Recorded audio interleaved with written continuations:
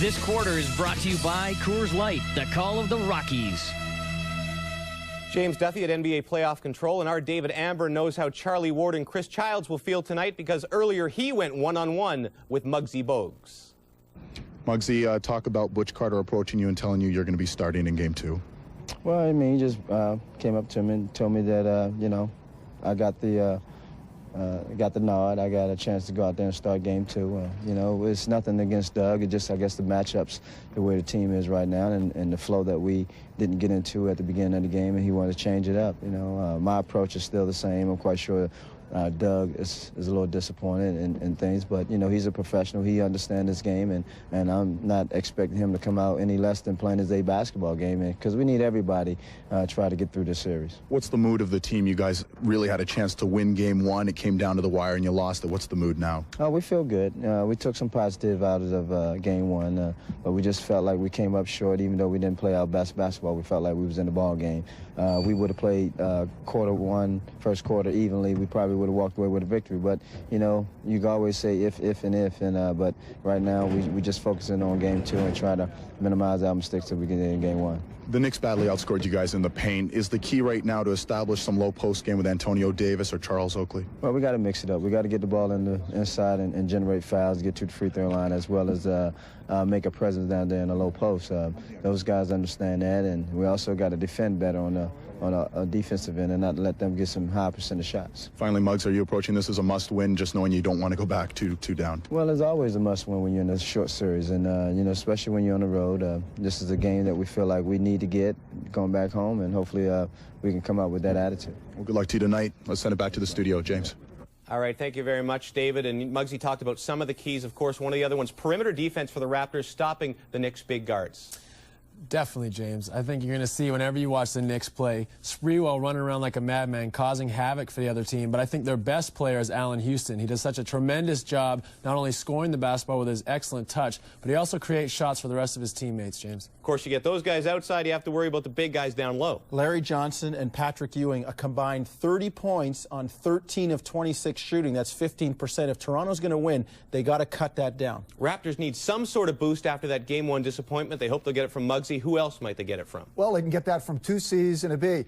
Doug Christie has to come up and play pretty well, catching the basketball and shooting it rather than dribbling and passing. This change off the point guard position may help if he can do that. And then Del Curry and D. Brown, the two veteran long-range bombers, if they can both heat up together and get floor time, it takes a lot of pressure off the inside. Knicks won Game 1 92-88. Knicks have been to the playoffs 13 straight years. The Raptors' playoff experience amounts to one measly game, but it's something, and they should be better for it in Game 2. Let's send you out to Madison Square Garden.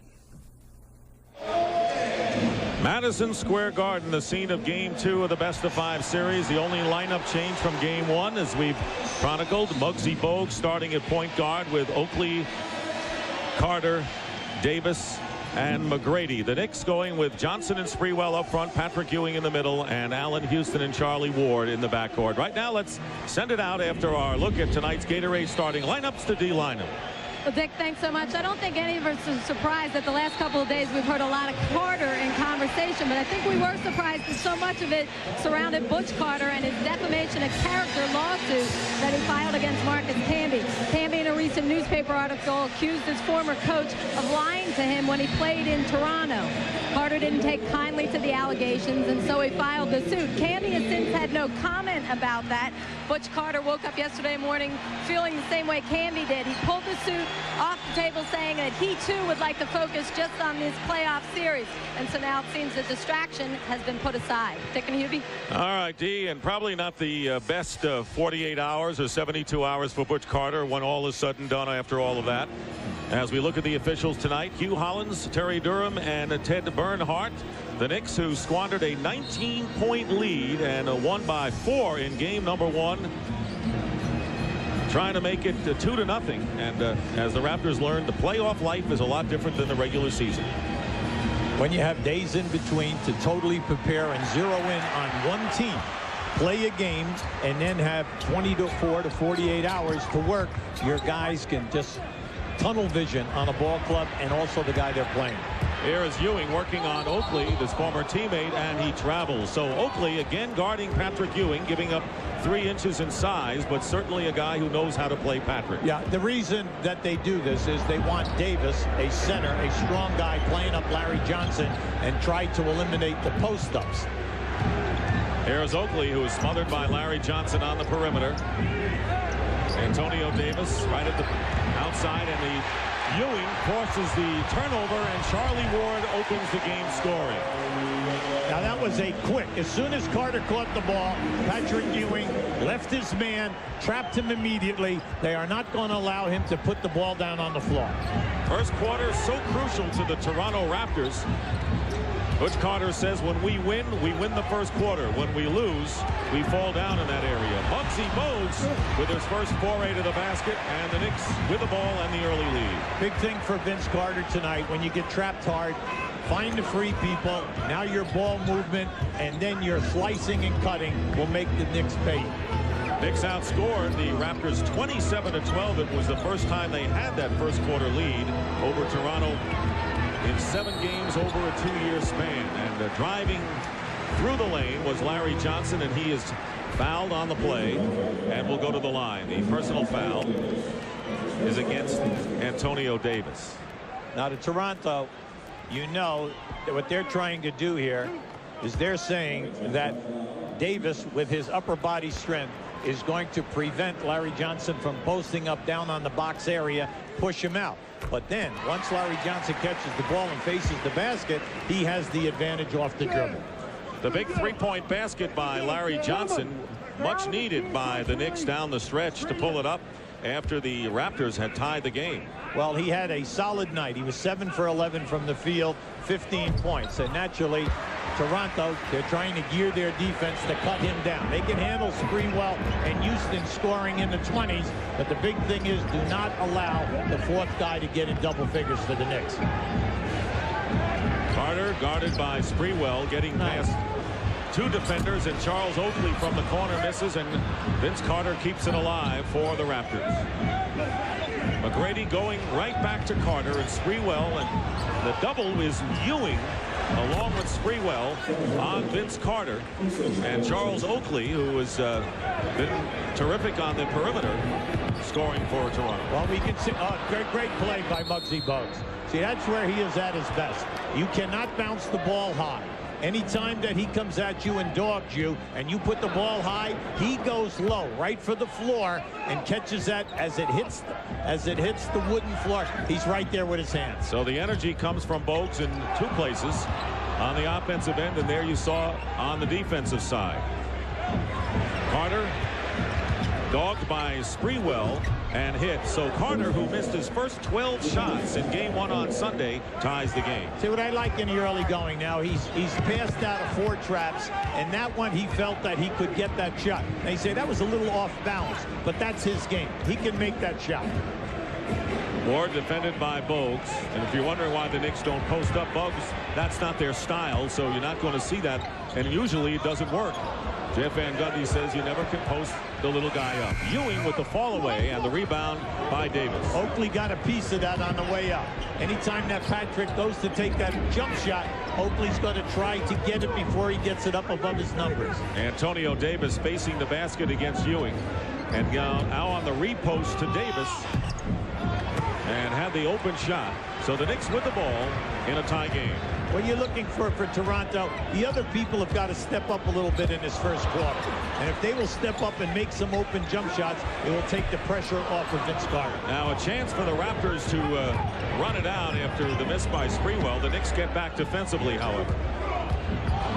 Davis, as Ewing falls down, and the foul is called. So Ward coming over to help on the defensive side, and he picks up the foul. Now you can see in the early going, we've only played 3.5 minutes.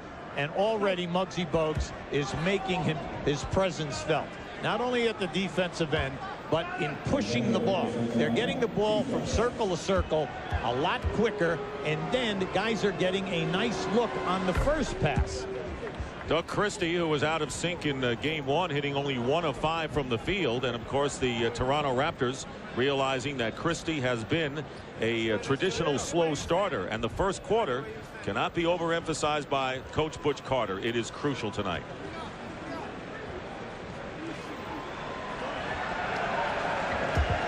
Raptors in the playoffs for the first time in their 5-year existence, winning 45 games and never having a losing month during the season. And the free throws by Davis. I like the ball pressure by Moats down the floor, because what you're doing is you're taking seconds off the shot clock, force the Knicks. Maybe you eliminate one option.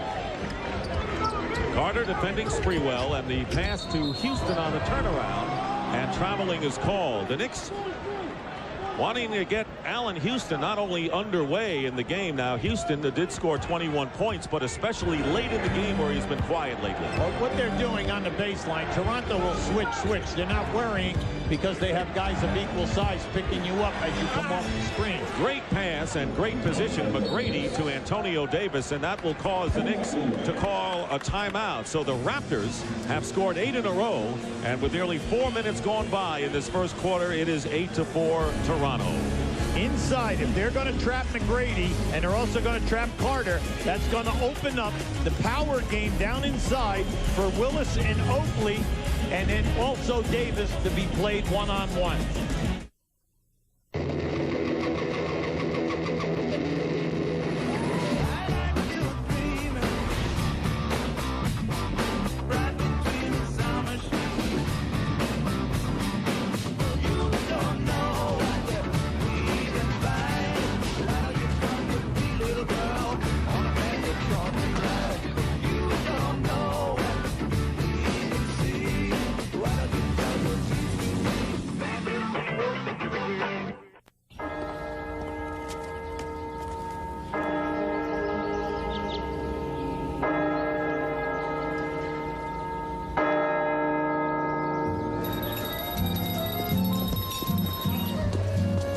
AGF, with over 40 years in mutual funds, there's one thing we realize. Eventually, everyone retires. AGF, what are you doing after work? Ready, man? Ready.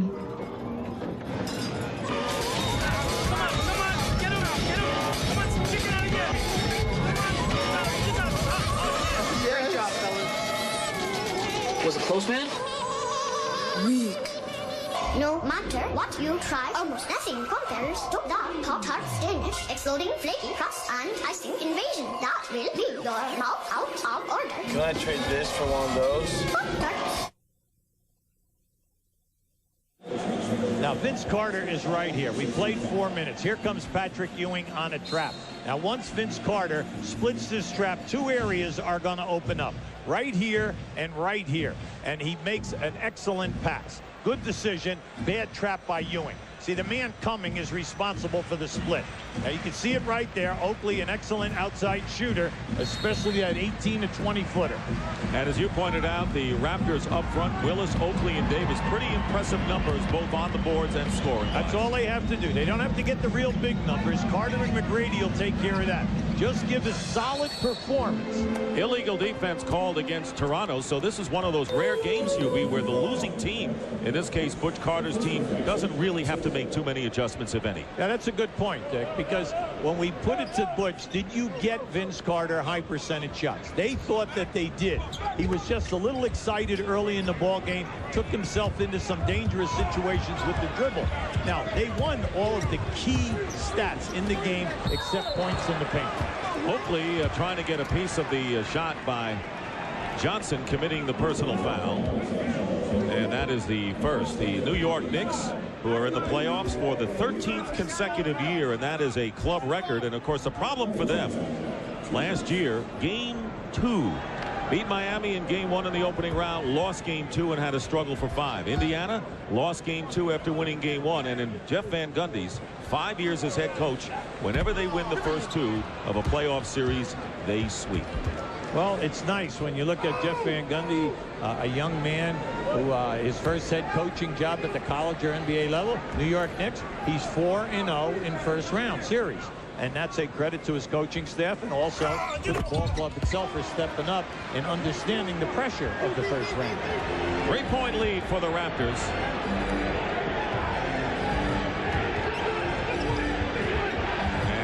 the trap on Carter as they send Johnson along with Sprewell. Oakley missing from the outside. Oakley, a good perimeter shooter when he is left open. Houston driving the lane against McGrady. Plenty of time on the shot clock. Larry Johnson loses the ball. And here comes Muggsy Bogues. He'll speed it up. Carter finding a way in off the glass. That was an elevated move. He stayed in the air for a couple of seconds. He made it look easy at the end. Now, most people would bank that shot in. He put it in straight down, nothing but net. Raptors leading by 5, so you've got to feel there are some concerns for the Knicks. They lost 3 out of 4 to Toronto, and some of those games were by big margins. Here is Houston working its way in, and the rebound Oakley. In the early going, we're seeing excellent top of the circle to basket defense by Toronto. Plus, Muggsy Bogues has been all over the floor getting the loose balls. Oakley going right back to Carter. Here is McGrady working around Houston and scoring. So Tracy McGrady, and now we'll have a 20-second timeout. And we talk about Houston scoring problems in the fourth quarter. What about the defensive effort against the tough, speedy McGrady? I like right now solid defense by Toronto. And then at this end, they're handling the double team, and they're starting to feel where they should spot up. The first pass out of the double team very rarely will get you an open shot. It's going to be the second pass because the Knicks are so sound defensively. Once that guy makes the second pass, he's got a big decision. Do I take the outside shot, or do I put it on the floor like McGrady just did there and break the defense down as I attack the basket? Tracy McGrady, who got off to a cold start in game 1, hitting only 2 of his first 10 and then ending up with 25 points to lead the Raptors, who have equaled their first quarter output already with 12, and we still have 6:31 to play. Now, we emphasize Tracy McGrady's 10 rebounds, but the 8 offensive rebounds in that game were big. You say, well, how can a guard get 8 offensive rebounds? Well, anytime you're trapping and you're rotating, he's going from the weak side to the glass, and he's very effective. He's long, he's 6'8", and he can jump. Sprewell with the runner on the baseline, getting the basket, and so our friends north of the border have to be very pleased with the early going here as we welcome those watching in Canada on TSN. Halfway through this opening stanza, the Raptors leading the Knicks by 5. Carter is fouled by Larry Johnson. Very hard to keep up with either Carter or McGrady as they try to drive from the perimeter. Anytime Vince catches the basketball and immediately reacts, see, it puts the pressure on the guy coming for the trap, and that was Larry Johnson in that play right there. And any time that it's a big man, he's going to have the advantage of quickness, Dick. He'll either split it or he'll force them to foul. And they have been getting the double team on Vince Carter from the opening tip-off in this game. Patrick Ewing with the away from the ball foul. And Carter will inbound. Ewing coming off a 15-point game. Only went to the free throw line 3 times, which was interesting. But the Raptors have the ball, and it's Antonio Davis, cat and mouse, against Ewing. And off to a strong start. Antonio Davis has 6 points. The Knicks are not double teaming Davis down on the post. So he has Ewing in a one-on-one situation. If he catches and turns, you know he can blow by Ewing. Speaking of blowing by people, Sprewell can do it. And his shot blocked and comes up with the second effort. Good hustle by Latrell Sprewell, who very quietly has turned into a terrific and unselfish all-around player this year.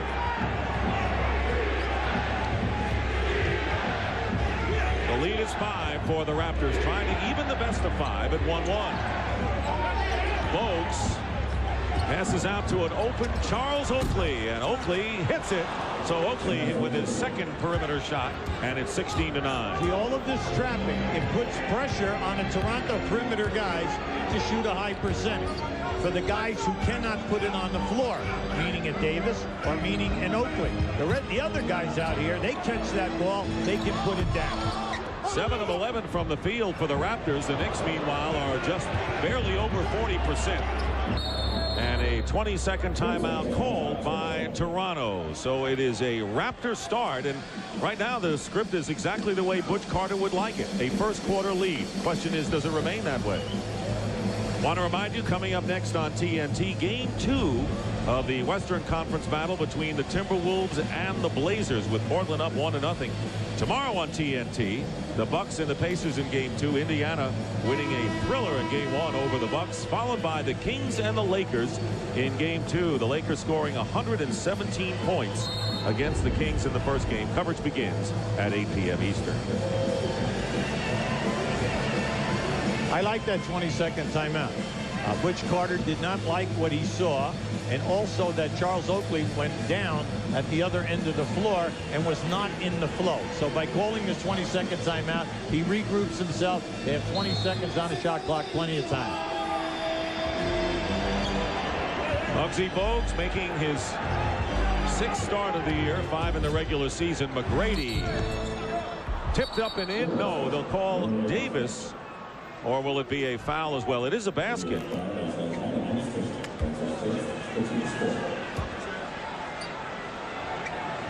They have not given the Raptors on the scoreboard credit for that field goal. McGrady is going to the free throw line.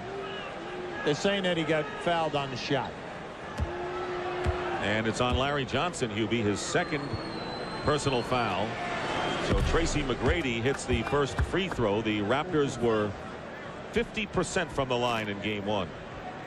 When you have a lot of young guys out there, meaning McGrady and Vince Carter, who are key to you scoring a lot of points, when you get a pass out of a trap, you just don't have to shoot the jump shot. There's still plenty of time on the clock.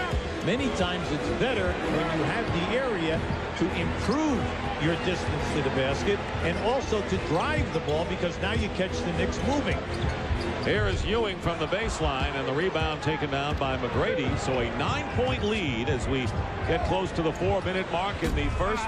Oakley, who has taken several shots from outside and has hit 2 of them, and breaks up that pass, and it'll still be New York ball. Muggsy Bogues, make or miss, is putting great pressure on Charlie Ward in the backcourt. He's making him pick up his dribble, but he's forcing him to look for an immediate pass. In the early going now, Toronto is playing that long pass, and they're getting a piece of it. That was a beautiful anticipation by Charles Oakley. Larry Johnson goes out, and by the way, only with 1 foul as they switched that last personal to Houston. And Marcus Camby, who struggled in Game 1 with only 4 points, has replaced him. The double on Sprewell. Here is Camby, and Marcus Camby blocked by McGrady. McGrady leading the Raptors in block shots, but staying with it is Marcus Camby for the turnaround. This is the guy that's the key, in my opinion, to the Knicks. Last year, 12 points, 10 rebounds through the playoffs. This year, 10 points, 8 rebounds a game, 2 shot blocks in the top 10. He's a key energy guy. And a foul. This is McGrady now. Now remember, he's 6'8" with the long arms. Outstanding defensive play, but then the quickness of Camby to react. This is a difficult shot on a fadeaway. Illegal defense called against the New York Knicks, so each team called for one. There you see Marcus Camby's unimpressive numbers in Game 1. And there is McGrady. What quickness! AB. Tracy McGrady, only 20 years old, as Hubie mentioned, and the hero for them Game 1 score. What I also like about the Toronto offense, they continue to keep the ball in the middle of the court. By keeping it in the middle of the court, you have got to honor the defense on both sides of the lane. If you get it on one side of the floor, the Knicks can trap and rotate and then cut down your passing angle. But when the ball's in the middle, they have an advantage. You got to play somewhat honest. Charles Oakley arguing over that call, his 2nd personal foul, and it's interesting that the Knicks won. One of the reasons why they've dominated in the paint, but tonight it has been Toronto outscoring the Knicks in the paint 10-4 thus far. 3 minutes remaining in the first quarter. The lead is 9 for the Raptors. McGrady on Houston, and the foul. Yeah, McGrady goes for the block here right now. You always ask your guys, leave your feet, try to keep 3 feet distance, put pressure on the shot. Whatever you do, do not foul the jump shooter. Force that jump shooter to make the shot. Now this is just he just catches the defense. He caught the defense rotating slowly, and then once he got airborne, the Knicks are not going to foul him and then give up a potential three-point opportunity.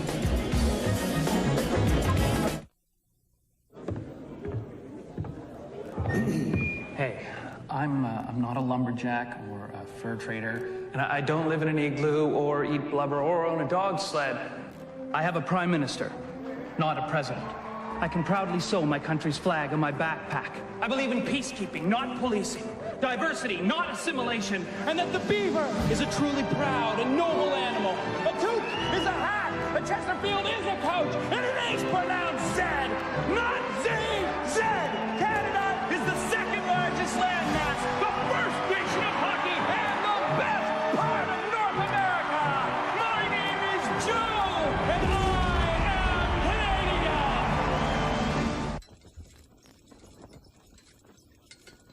Now you can show your true colors. Look inside specially marked cases of Molson Canadian for one of 4 IM beer items. Must be legal drinking age, no product purchase necessary. Get on the ball and win with the NBA in Sport Check. Come into Sport Check for your chance to win the experience of a lifetime. A trip for 2 to the conference finals. Also up for grabs are 50 official Spalding basketballs and 50 champion NBA team jerseys. While at Sport Check, you can pick up some cool champion apparel. To spend $40 and you will receive an NBA CD-ROM. Get on the ball with the NBA and Sport Check.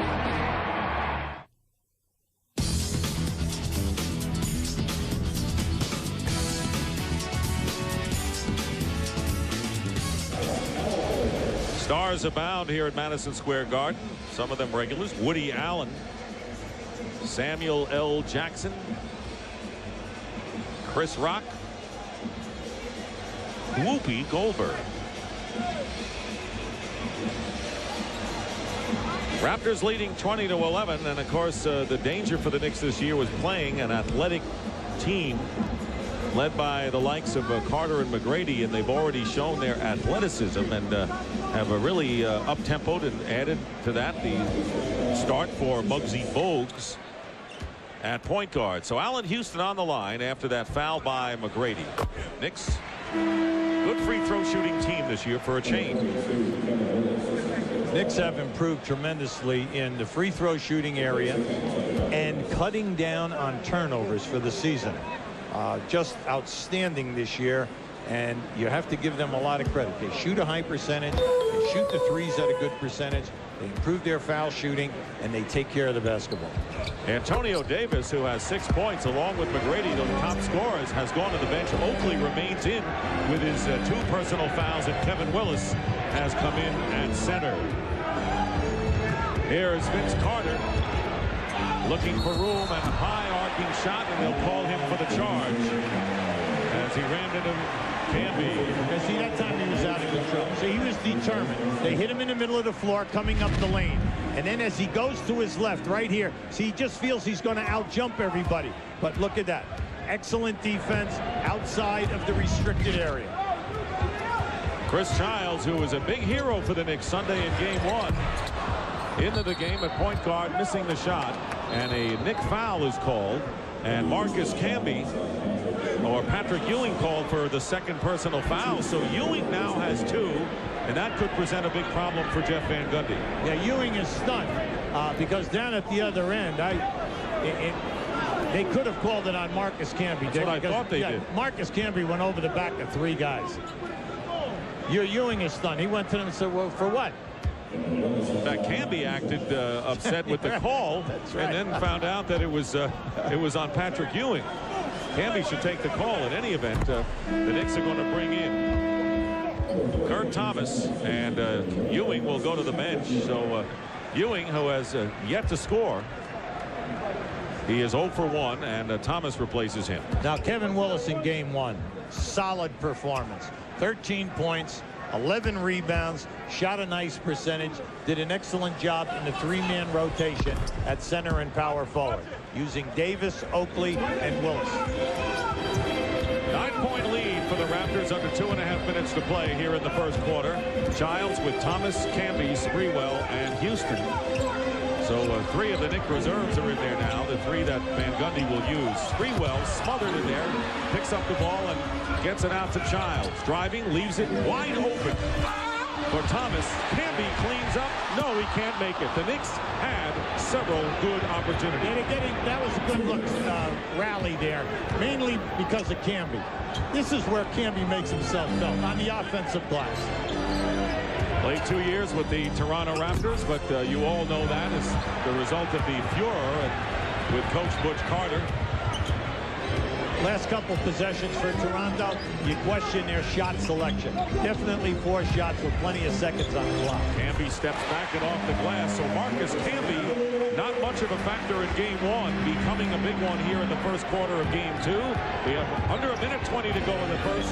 The Raptors by 7. Now, see, Oakley's got to challenge the shot. I know he's a little skeptical, but mainly because he has 2 fouls. And Oakley will fire it away and hit. Charles Oakley now with 6 points in the game on 3 for 6 shooting. Now, if you say, why does Butch Carter keep Oakley out there? Because he needs a guy who can make that perimeter shot. On your ball rotation, the second pass, Oakley has been open so far, at least on 5 occasions. 9-point lead with under a minute to go, and there's Carter against Houston. Willis picking him up, and the rebound by McGrady. Kevin Willis on a big switch made a big defensive play, and so now the Raptors, who are up by 9 points and will win the first quarter. So critical for Butch Carter. Willis with the turnaround and the rebound by Thomas with nearly a half a minute to go in the first. If you're Toronto, you're happy. Your strategy, the way your game plan, and by putting Bogues in there, everything is working out well for you. On the spin move, Giles misses, and now playing for what is practically the final shot of the first quarter are the Raptors. Muggsy Bogues playing the entire first quarter. Well, he's done an excellent job. He has put the tempo exactly where Butch Carter and his staff wanted it to be. And Oakley's going to get open again for another one. And it's put up and in by Willis, and it counts at the buzzer. So how happy are the Toronto Raptors? Well, Vince Carter, who was double-teamed throughout, had only 2 shots taken. He made them both, and he'll take 4 from Carter. Only Oakley knows whether or not that was a pass or a shot. But whatever it is, Oakley gets an assist and Kevin Willis gets a basket. The end result. So practically a mirror image the other way of the first quarter from game 1. It's the Toronto Raptors with a substantial first quarter lead. And after 1, Toronto 26, New York 15.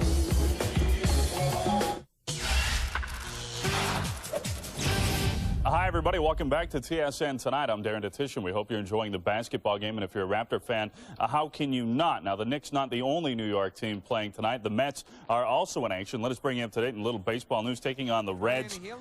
The Mets fans hoping that the rain would go away and their club would continue to win on a tear. Meanwhile, Ken Griffey Jr. off to a slow start, hitting just a $194 this season. First inning, Dimitri Young gives the Reds a quick 2-0 lead. He goes deep. That's his 3rd of the year. That currently made it 5-0. Meanwhile, Colorado and Montreal. 4th inning, Lee Stevens with an RBI double off the wall in center field. That brings in who else but Vladimir Guerrero. That made it 1-0. They are currently now tied at 1 in the bottom of the 6th inning. That's going to do it for now. The Blue Jays and the A's, they'll begin play in about an hour and a half from now. That's a 10 o'clock Eastern time start. That'll do it for this update. We'll see you in about an hour. Man, that sandwich was good. Is there another one? We're saving it for Dave. You can't resist Wendy's bacon mushroom melt with all that bacon and cheddar. Hey, Dave, why don't you stay out a few more laps? Okay. Where's that sandwich? Here, I hope no one ate my lunch. When you gotta have one, you gotta have one. On May 18th, get ready to break some ankles. Outdoors. Blacktop. Only at Foot Locker. Hi, I'm Mike. Watch my button in action.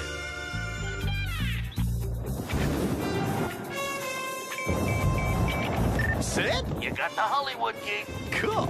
I got the gig! Get off the phone and give me more off. Gotcha! Barb? Yeah? I got the gig. We're buying the car. Great! The one with the airbags? Definitely. So I pull into this gas station. Oh, classic oversqueeze. Watch this. Release the hounds.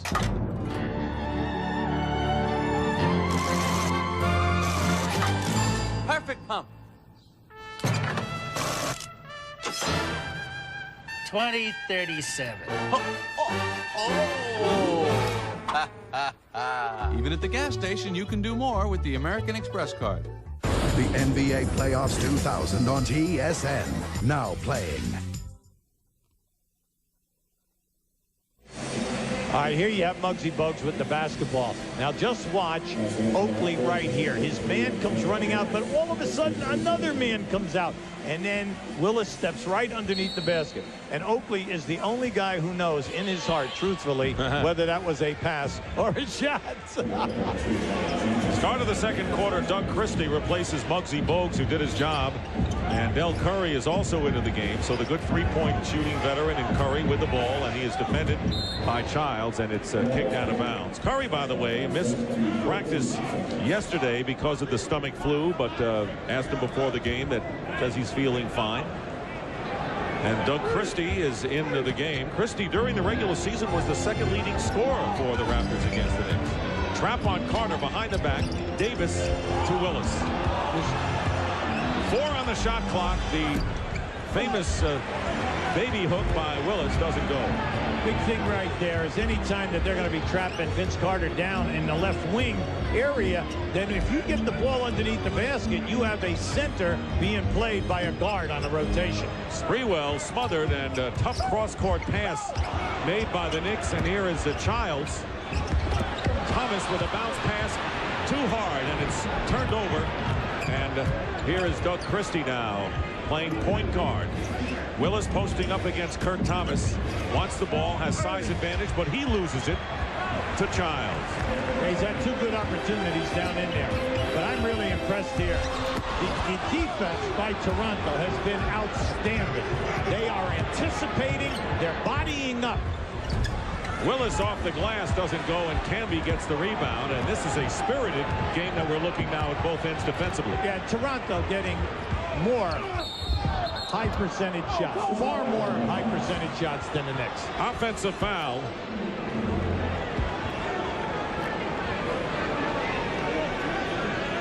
Now you can see a concerned coach here right now.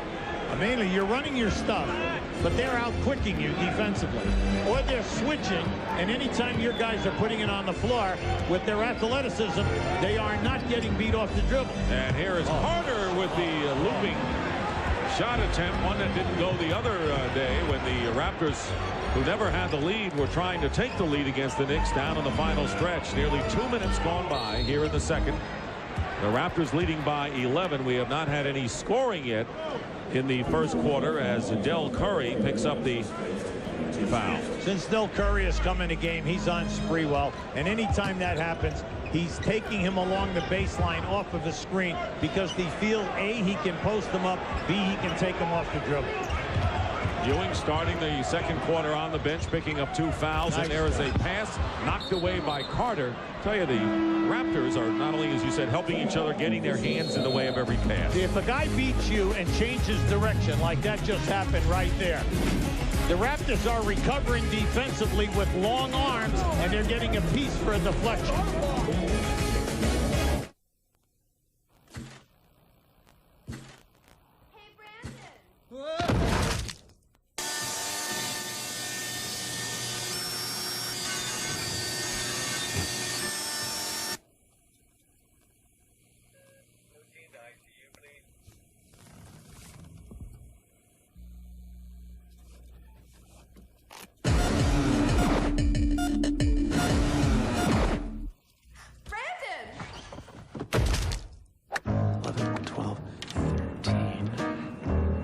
Excuse me, sir, did you find a wedge around here? In MySAP.com's internet marketplace, different companies come together to help you get things done. Well, let me have that pass saver wedge, please.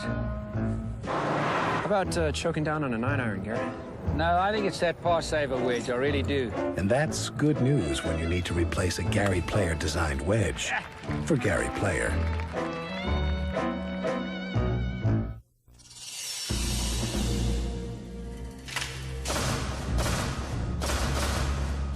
Now there's a tire that can survive even this, the Goodyear Eagle F1 Run Flat. Even with no air pressure, Goodyear Run Flat technology lets you drive up to 80 kilometers at 85 kilometers per hour to safety, so you won't get stuck with a flat. Now that proves a point, huh? Eagle F1 Run Flat. Don't try this at home, folks. Sorry. Goodyear, Goodyear.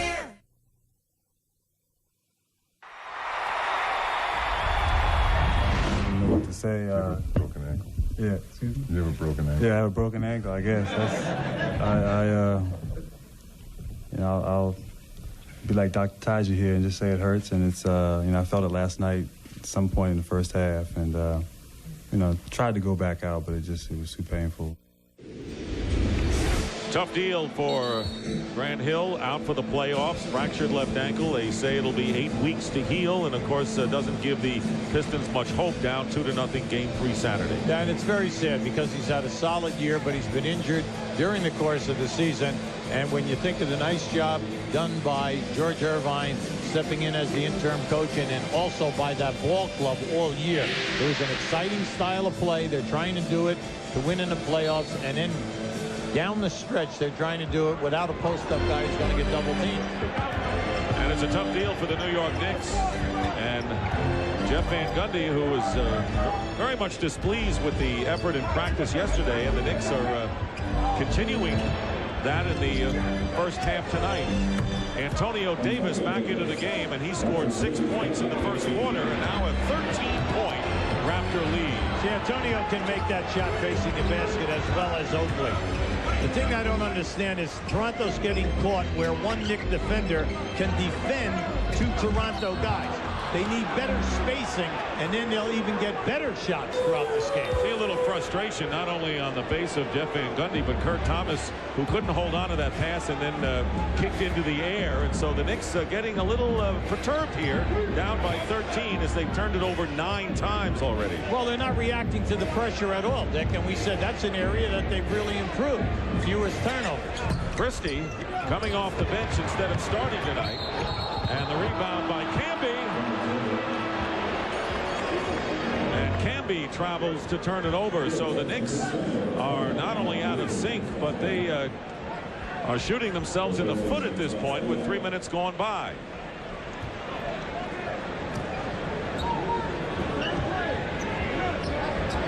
Christie guarded by Camby on the perimeter, and they're posting up Antonio Davis against Larry Johnson, who has come back into the game. And now it's Del Curry, and that was a good defensive effort by Childs. He was all over him, and Curry lost the ball. And if you notice, Del Curry has not even had any close resemblance to an open look. Childs is staying with him, and he's not involved in the rotations. Curry defending Allen Houston right now, and Johnson trying to get position as Willis and Larry Johnson doing a tag team number down low, and the personal called against Willis. Well, see, with Antonio Davis or Willis guarding Larry Johnson, you see how far out he is? They are not allowing him to post up deep. So they front him and they force him out. Once he goes out, they're contesting all of the passes. What you would like is that they cut down on the fouls. 3.5 minutes gone by in the second. The Knicks with only 15 points to show for their offensive efforts as Houston goes up and the push. So Allen Houston will go to the free throw line. Toronto's defense has made it almost impossible for the Knicks to get into the paint off the dribble. And you know yourself, with Houston and Sprewell, they are accustomed to slicing you off the dribble and getting into the paint. Tonight, being shut down. And the foul, by the way, was committed before the shot. And a timeout called by the Knicks. So Jeff Van Gundy trying to avoid the Game 2 blues, which has plagued this team in the past. And after yesterday's practice, they're still in a funk.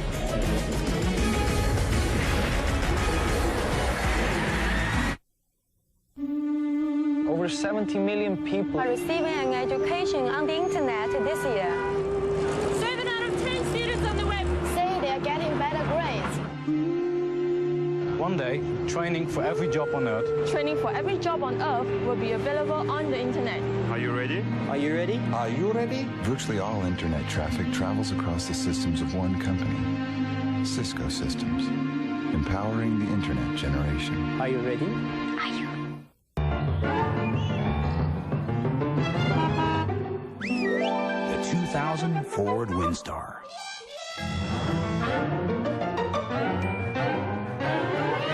With 2 power sliding doors.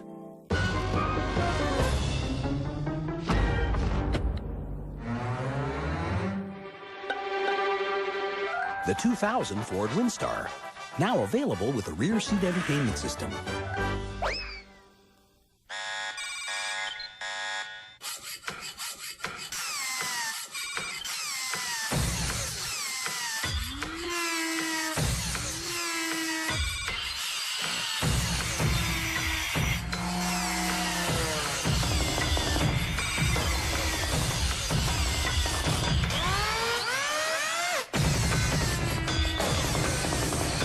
The new Mastercraft. It's tough stuff.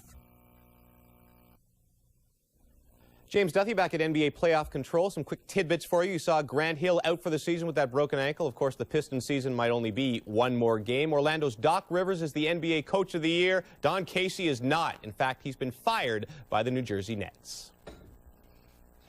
We'd like to show you how hard Vince Carter has to work tonight. This is Ewing on that quick tap. That's the only turnover that he's had. Now here you have a strong double team out on top. He's finding people. They find a man down in the corner. Now once he comes into the lane play. Now just watch this. As they come back to him, just watch this. 3 guys are playing him. But you know, he's playing within himself. He's 2 for 3 from the floor, and he's finding his teammates. Bugsy Bogues back in for Toronto, and Kurt Thomas on the turnaround, and that is the first field goal attempt for the Knicks, and it comes with more than 3.5 minutes gone by in the second quarter, and their first points as well. 11-point lead for the Raptors. Vince Carter going around, tries to slam it over Thomas. And the Knicks committing the personal foul will send Carter to the line. The foul on Thomas. The Knicks defense in cement is send everyone to the baseline. Trap pick and rolls on the wing. But in this series, what they're doing with Carter is they're trying to keep him in the middle of the floor any time that he catches the ball on the wing. They do not want him going on the left side to the baseline because he loves to elevate and come in with the swooping dunks, just like he performed right here where he's fouled. See, if he gets that half a step on you and the Knicks are late on the rotation like they just were, well, then he's going to have a field day. Big question. 8 minutes to go in the second quarter. You still have another half. Can the Knicks continue this hard trapping and the rotation? Will Toronto wear them down with the diagonal passing? And another whistle away from the ball. Coming up next on TNT, Game 2, the matchup between the Timberwolves and the Blazers. Scottie Pippen with a big first game. What will Kevin Garnett have to say with Portland leading 1-0? Foul was on Antonio Davis, his second personal foul. 10 on the shot clock. And there is Houston finding Childs. Ball movement on the perimeter. And Houston on the runner. He's off to a cold start, and the Raptors are going to come with it. So Allen Houston 0 for 3 in the early going. His 2 points have come from the line. Christie now playing the shooting guard position with Bogues in at point guard, and there is Willis with a hook that goes. The basket will count. Now that's vintage Kevin Willis. In his years in Atlanta, double-figure score. That is his pet move. He loves that jump hook on either side of the lane. For Muggsy Bogues defensively tonight, he's doing a lot of interesting things. Here's Larry Johnson with the fall away, and the rebound by Kevin Willis, who had 11 rebounds off the bench in game number 1. They're doing an excellent job, meaning Toronto doing an excellent job holding the Knicks to one shot attempt. Here is Davis out to Bogues. Carter will fire over for Houston. It was a 3, and the ball batted away. But one thing the Toronto Raptors have done here in Game 2, they have kept the crowd out of this game. It has been a silently dead crowd, as you would expect, with the Knicks getting beaten as Latrell Sprewell comes back in for New York. Well, we've almost played 18 minutes. The Knicks have 17 points. I mean, it's a staggering stat. Speaks volumes, no question about it, Hubie. Not only the poor field goal percentage, but the turnovers are eliminating the amount of shots. Double figures turnovers already for the Knicks. Childs leading Camby, and the basket counts and a foul. Good penetration, and Marcus Camby, who has to play big tonight with Ewing on the bench with 2 fouls and no points as of yet. Now this is just a great move by Childs. He catches the defense rotating, and then as he comes down in, accepts it. Now, that play was made by Camby. Camby moving without the ball. As soon as his man went for the double team, he created a passing lane for Childs. Camby with the 3-point play, acquired by the New York Knicks in the trade for Charles Oakley. Right now, Oakley is on the bench. It's Bogues, Willis, Antonio Davis, Doug Christie, and Tracy McGrady in the game now, as Vince Carter going to the bench. Carter tonight has scored 6 points. Willis against Camby, short with the hook. Well, they're looking for that. So it isn't. Since Willis has come into the game, they've gone to him at least 6 times down in that box area. Camby working his way in with the fall away. And the Raptors limiting the Knicks to 1 shot. Well, the frustration in the building, the fans, are the degree of difficulty of the shots that the Knicks are getting. They feel the frustration. You can hear it. Sprewell guarding Tracy McGrady tonight has 6 points. Good balance by Toronto scores. And Antonio Davis down low. And a 3-second violation called against the Raptors.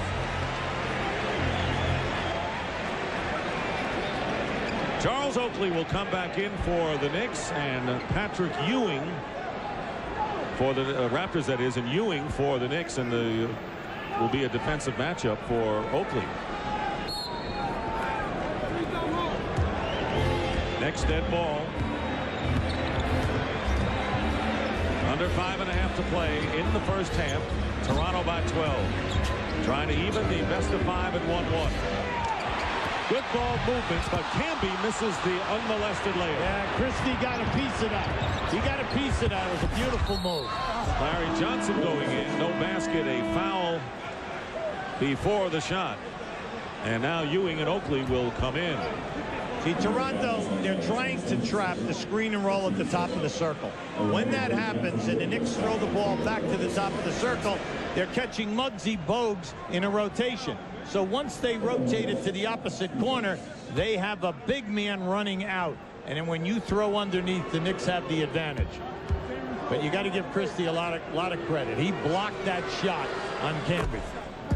And Kevin Willis, who had a very big game off the bench in Game 1 already, with 7 points and 5 rebounds in this game. Now 8 for Willis, and the lead is 14 for the Raptors. Their biggest lead was 15 here in the second quarter. Oh, offensive foul. Childs just knocked right out of there. Christie guarding Allen Houston, off to a cold start, and now again they fouled the jump shooter, and Christie committing what will be his 3rd personal foul will send Houston to the free throw line. Now you go through this entire first half. Allen Houston has had very few good looks at the basket. Now Christie did get a piece of it and the foul. Now when you look at Houston's year, you're talking about a guy who's one of the top shooters that we have in basketball. 48% from the field, 44% in threes, made 106 threes, and then 84 from the line.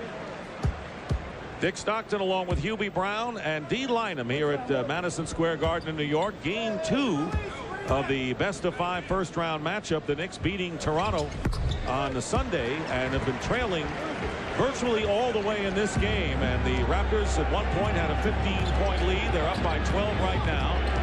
As Toronto tries to even the matchup, the second half of our TNT doubleheader will come your way from Portland as the Trailblazers Antonio Davis has picked up his third, and he'll be coming out of there as Willis comes back in after a very brief rest. Yeah, now see, he has something to say to Terry Durham. He's on Terry Durham because Terry is the one who called the 3-second post up on him before, so he's a little annoyed. Now, he definitely felt going up over the back of the inside New York Knicks, but I was kind of stunned that McGrady shot that shot. I mean, he was a couple of steps beyond the three-point line, going to his left. That was just a forced shot. Once again, you got to tell your young guys all the time, hey, come on, stay within what we're doing. Stay within what we're doing. We have 15 seconds on the shot clock. Come on, we can get a better shot than that. Patrick Ewing missed the first free throw, and Ewing 1 out of 2, and that's his first point of the game. And it comes with 4 minutes and 45 seconds remaining in the first half. 11-point lead for the Raptors, who have Oakley, Christie, Bogues, Willis, and McGrady. Nice. And the pass inside from McGrady into Willis, and the personal on Campy. See, I like that. See, what they're doing is they're playing like we call it a shell. Nobody in the post-up area. So when you pass the ball to the wing, if they're going to run a guy to double team, send the man who passed right down the lane to the basket. He will be open. It will force the man in the opposite side to rotate over. Vince Carter on the bench. 2 for 3 from the field and 6 points, and the Raptors have opened up a solid lead without him, really. 3 on the shot clock, and Willis with the air ball, and the shot clock runs down. His group out on the floor right now. They are not handling the pressure, and the ball movement is suspect. They are not getting good looks. If you're going to post up and I hit you, and the Knicks are not double team, will you please make your move right away?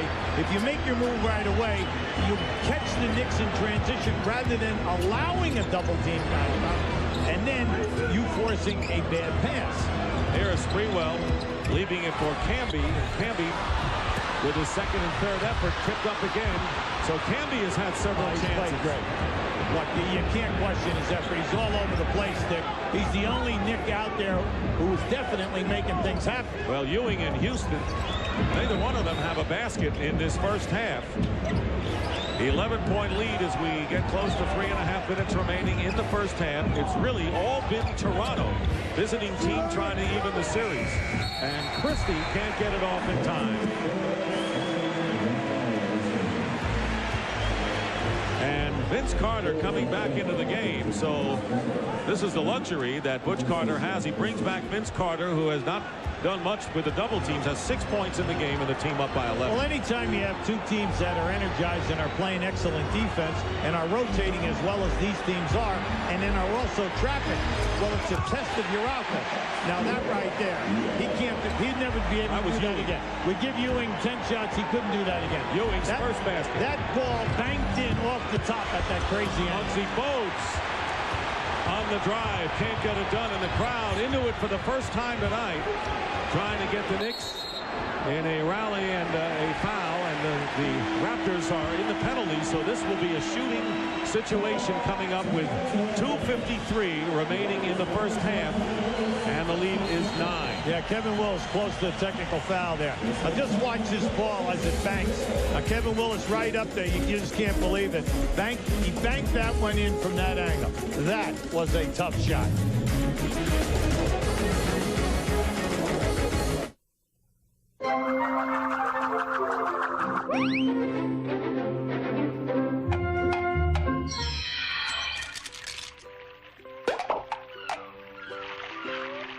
At AGF, after 40 years in mutual funds, there's one thing we realize. Eventually, everyone retires. AGF, what are you doing after work? Hi, I'm Mike. Watch my button in action.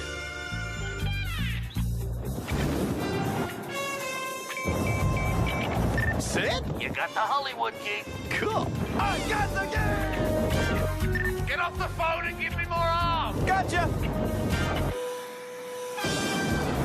Barb? Yeah. I got the gig. We're buying the car. Great. The one with the airbags? Definitely.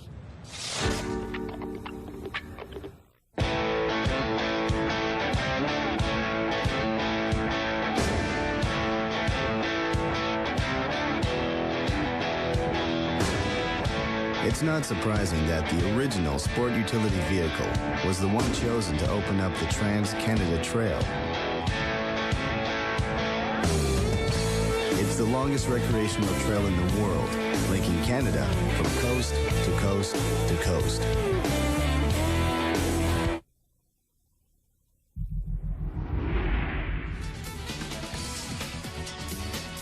This quarter is brought to you by Nike, proud supporters of Canada basketball.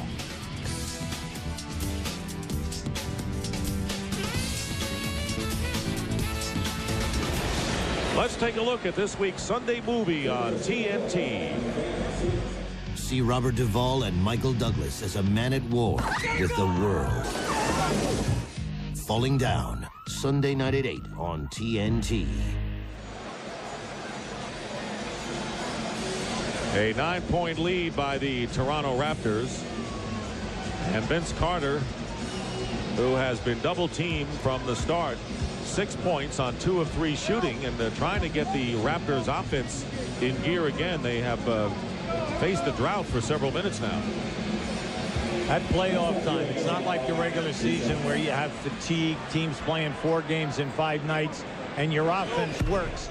And then sometimes you get lulled to sleep because you're averaging all your plays out against good teams as well as bad teams. But once you get to the playoffs, it's good defenses against good defenses. Shot attempts drop down, and now the pressure is on your offensive sets to get your 3 best players high percentage shots. Muggsy Bogues, who started the game at point guard. That's been the drought that the Raptors have faced. Carter again trapped by Sprewell and Ewing, and the trap works as Carter walks. See, you never pick the ball up as soon as you get trapped.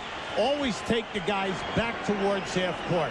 Keep your dribble, because once you take them back towards half court, see, don't pick up your dribble right there. See, that's to the advantage of the trap. Just take them back to half court, because once you do that, you have 4 against 3 up front. And if you have an offensive set, you send your guys to a certain area, you hit them, you're going to get a high percentage shot. Knicks have been effective against Carter. They've done pretty well to blanket Vince Carter, trailing by 7 points. And there is Ewing in good position down low with a couple of fakes. Tip in by Patrick Ewing. That was close. Yeah, see, that was good. Vince Carter said something to Hugh Hollins, the referee. Hugh Hollins explained to him exactly why it was good. 5-point lead, and this crowd starts to generate now as Ewing has scored the last 7 New York points. Chris Childs has done an excellent job on Bogues. He's not allowing Bogues to beat him off the dribble, getting down into the area and making things happen. He's leveling Bogues off, and that is very hard to do. 4th team foul on the Raptors, 9 on the shot clock as we get to the 2-minute mark. And the Knicks now are in the penalty. And this will be a shooting situation. Latrell Sprewell picking up the foul. Coming up on the AT&T halftime report, Ernie Johnson, Kenny Smith, and Peter Vesey will be joined by Orlando Magic coach Doc Rivers in the studio. A big day for Doc Rivers. Plus, we'll have the injury update to the Pistons guard Grant Hill.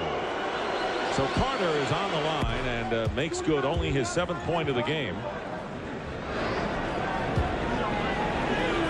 Knicks trying to take a 2-0 lead into the lair of the Raptors. They have not fared well in Toronto in recent years. In fact, have lost 3 straight at Air Canada Center. Nice part of Carter's game is he gets to the line at least 7 times a game. That's going to increase as he gets older with more experience, but he shoots a nice solid 79%. Under 2 minutes to go in the first half. Here is Allen Houston, and Houston looking for his first field goal of the game, has it. And the Knicks trailing again by 5. They were down by as many as 15. That was a great move. He caught McGrady there, and as McGrady stumbled, Allen took it right up in his face. Here is McGrady, and McGrady forcing the pass into the corner to Carter. Sprewell claiming it was deflected off of Vince Carter's hands. And Terry Durham talking it over with Hugh Hollins, and they got it right. Hollins was there, had the good view of it, and the Knicks get it back. Well, see, they catch McGrady. He leaves his feet. You know, where are you going? Once you leave your feet, you saw what happened. The defense cut off the passing lane. I don't even have to be close to the man. I just cut off your angle. Knicks trying to cut the lead again. The double on Sprewell found Childs for three.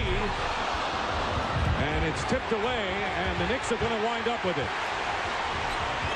Sprewell for three. He's got it. There you go. And the Knicks trail by 2. And right now, the Toronto Raptors are playing just like the Knicks did in the first quarter. Well, the Knicks always play in spurts. They're rising to the occasion, and they're accepting what has to be done. They're starting to open up, and we said, can Toronto continue this for 48 minutes? Oakley with 3.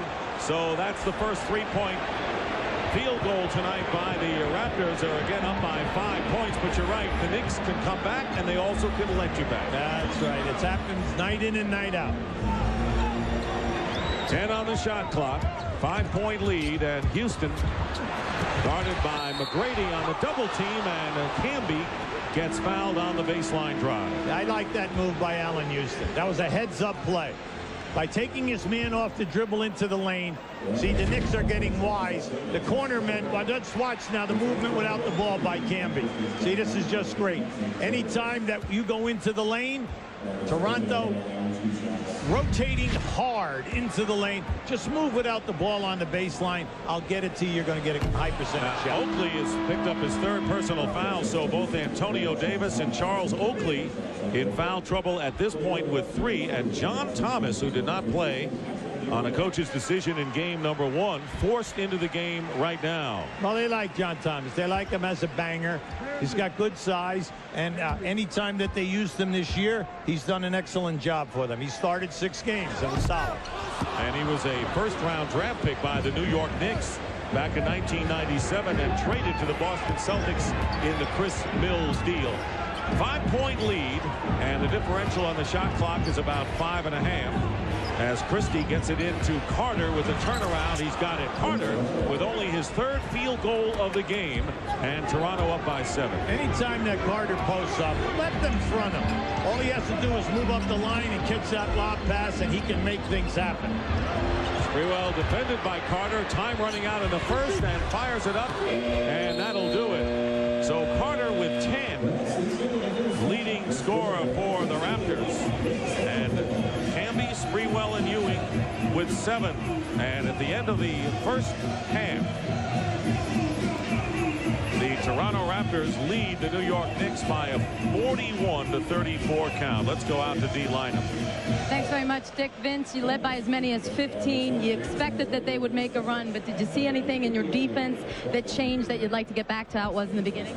Just continue to play hard and just make them take shots and make them take tough shots, and hopefully they'll miss them. They started to hit some tough shots later in the second half, and you know they're going to do that sometimes, but we just have to continue to play and continue to believe. You have 10 points here in the first half, which is different than game 1. Did you find yourself with more patience? Did you like what you were seeing more? And you were able to also pass out of the double team. Yeah, I'm just taking my time. And I was, like I said, I was a little excited last game. And I'm taking my time, and my teammates believe me. I'm just trying to find an open man. And when the game is in flow, then I'll take a shot. Good luck in that second half, Vince. Dick, Hubie, back to you guys. All right, D. Well, all right, James Duthie back at NBA Playoff Control. Coming up on our halftime show, full analysis of what you saw. And by the way, if you saw that Who Wants to Be a Millionaire bit off the top, perhaps Butch Carter should sue Regis for not having the Raptors as one of the answers. Knicks may need a lifeline tonight. Stay with us. Halftime show is coming up. The Nike Halftime Show is brought to you by Nike, proud supporters of Canada basketball.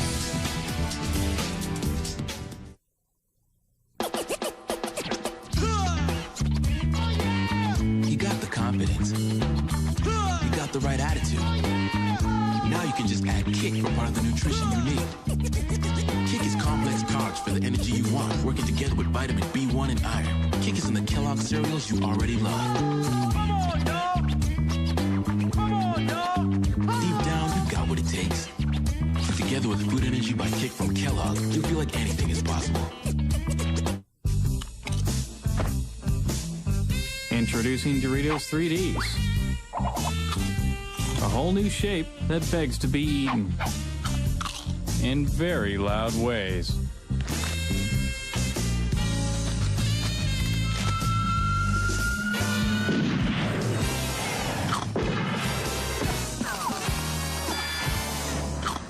Chihuahua. Doritos 3D snacks. Same loud taste, new loud shape. Your skills can get you on the squad. Your coach can make you a starter. Your fans can make you hustle. Your team can give you hope. But when the moment comes, will you have what it takes to finish?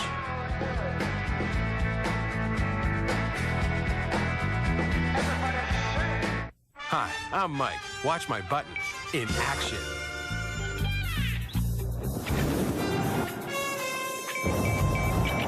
Sid, you got the Hollywood gig. Cool. I got the gig! Get off the phone and give me more arms. Gotcha. Barb? Yeah. I got the gig. We're buying the car. Great. The one with the airbags? Definitely.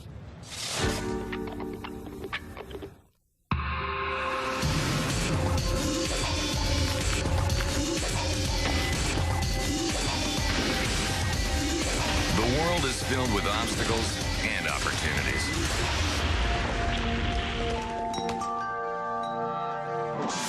You decide which are which.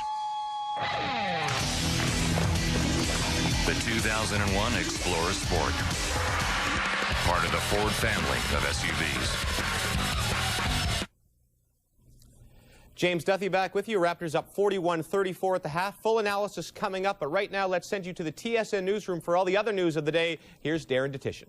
Reach. All right, thanks very much, home James. No games in the National Hockey League tonight, but the Philadelphia Flyers got some good news today, although I guess it depends on their own personal perspectives. Eric Lindros was back on the ice for the first time after suffering a concussion on March the 3rd. Now, Lindros skated by himself today prior to the Flyers team practice. He's at least 2 weeks away from being cleared to play, but he's hoping to return in time for the Eastern Conference Final if the Flyers get there.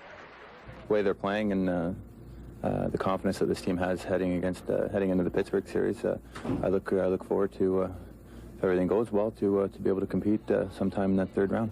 Roger Nielsen was also at practice. He said he was only kidding when he said the Flyers don't want a cancer patient who is friends with Lindros as their coach. I've always made light of the cancer, and the reference to Eric Lindros there was just an attempt to poke fun at the common idea that because we're friends, it has some effect on my coaching here, and which is ridiculous.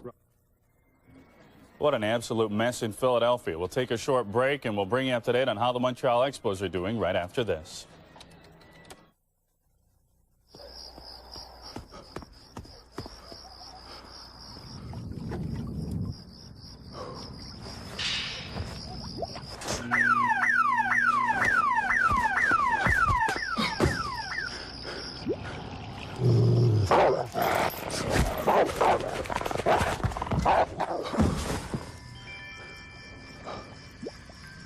Hello.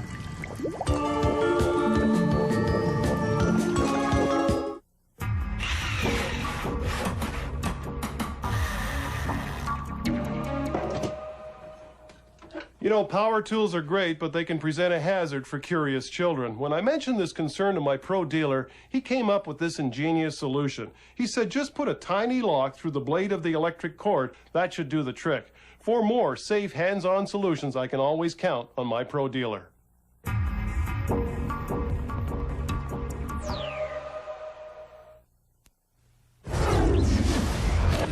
Vladdy Guerrero, baseball Superboy. poster boy as well. He'll be on the cover of next week's Sports Illustrated. No score in the fourth. Guerrero gets his second base hit of the game off Kevin Jarvis. The next hitter is Lee Stevens. He hit a 3-run bomb on Tuesday. This time he delivers an RBI double to the wall in center field. Guerrero scores all the way from first. That makes it 1-0 Montreal over Colorado. Seventh inning, Wilton Guerrero 2 on. He hammers a double into the left field. Both runs come in to score. That makes it 3-1 in favor of the Expos. That's currently the way it remains in the top of the 8th inning. That'll do it for now. Let's return you to James Duthie in NBA Control. All right, thank you very mumuch, Darren. Let's get you caught up on the first half and the difference with the Raptors start between Game 1 and Game 2, like night and day, like the Clippers and the Lakers, like B. Arthur and Heather Locklear. Very impressive start in Game 2 for the Toronto Raptors. They needed to get out quickly, and they would. Muggsy starting at the point, and good start. Vince Carter had the struggles early. The leaning J goes. Raptors up 10-5 early. They go on a 12-1 run. Tracy McGrady, open lane, goes hard to the rim and lays it in. Later, more T-Mac.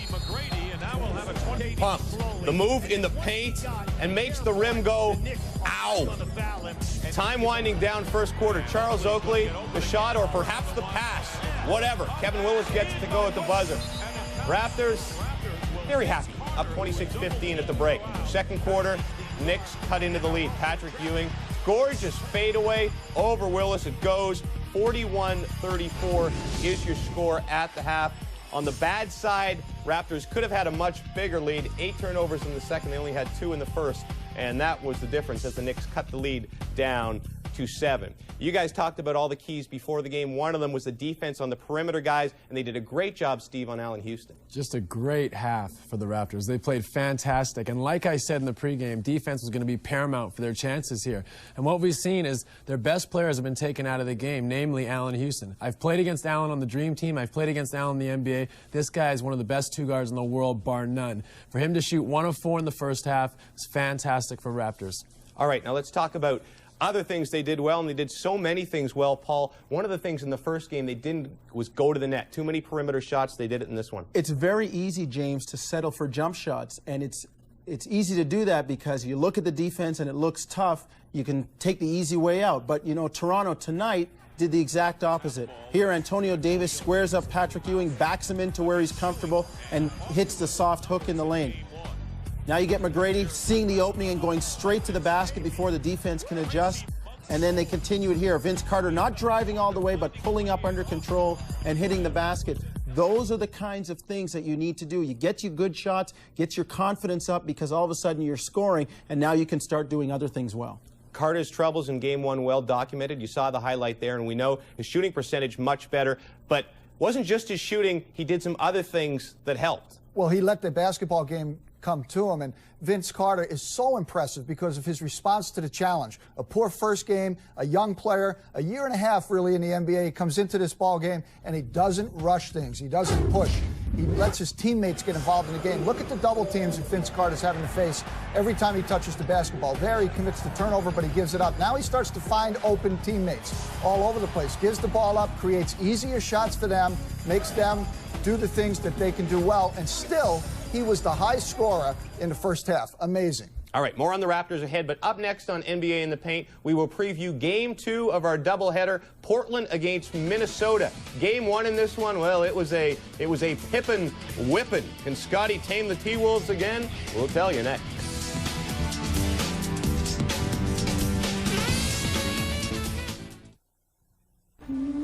There are over 800,000 job openings for internet specialists right now. 3 million more in the next 5 years. By the time I'm 18. By the time I'm 18, over 1 billion jobs will require internet skills. Are you ready? Are you ready? Virtually all internet traffic travels across the systems of one company, the same one sponsoring thousands of networking academies. Cisco Systems, empowering the internet generation. We ready? Are you? Hi, I'm Mike. Watch my button in action.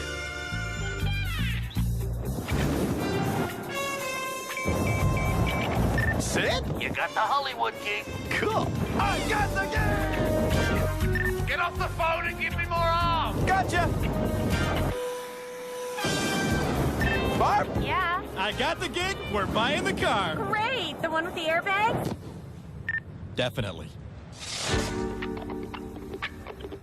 Canada's #1 movie, the movie Us Weekly calls a textbook example of an adventure movie done right, is U-571. Good luck, Andy. Godspeed. Larry King calls U-571 flat out great. The intensity, the music, the action, and the directing are sensational. It's gripping from the minute it begins to the moment it ends. U-571. Now playing.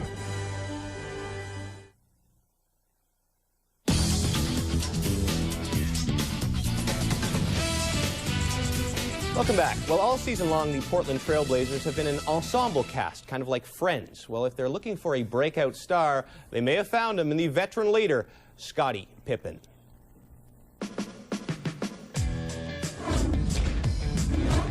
Scottie Pippen was brought in for these moments, and he didn't disappoint. Pippen led the charge in Game 1, scoring a season-high 28 points and schooling rookie Wally Szczerbiak. Pippen going right at Szczerbiak! Szczerbiak will need to contain Pippen and step up his own game. Terrell Brandon and the T-Wolves had the hot shooting in the first 3 quarters, hitting from everywhere on the floor. But their shooting dropped off to a miserable 26% in the 4th quarter. If they'd shot even marginally better down the stretch, they would have won Game 1. Szczerbiak for 3. Not even close. Air ball. Portland needs to continue the great defense they showed in Game 1. Pippen all over Peeler. Peeler falling back, not even close. Smith the rebound. Rasheed Wallace in particular did a great job of wrapping up Kevin Garnett, limiting him to just 12 points. The Blazers were all over Garnett, forcing him to constantly pass off to teammates. If they keep that up, they will be on their way to the top. And Scottie Pippen was the factor. Look at the difference between the regular season and Game 1. 28 points, that's more than double. 3 extra rebounds, and more than double his 3-point percentage. Pippen was a huge factor. Now, of course, Minnesota has their own star in Kevin Garnett, but they need more than just the kid. They need the depth, Steve. Well, they definitely, have a lack of depth. And what we're going to see here tonight is a very important matchup for Kevin Garnett to make his teammates better and for the Timberwolves to play cohesively so they can overcome their lack of depth. And we talked about Garnett, and it's kind of a similar thing with Vince Carter. You can work it to Garnett inside, but you need to have the outside guys as well, Brian. Well, yeah, Portland has Steve Smith, a really fine outside shooter at 6'8".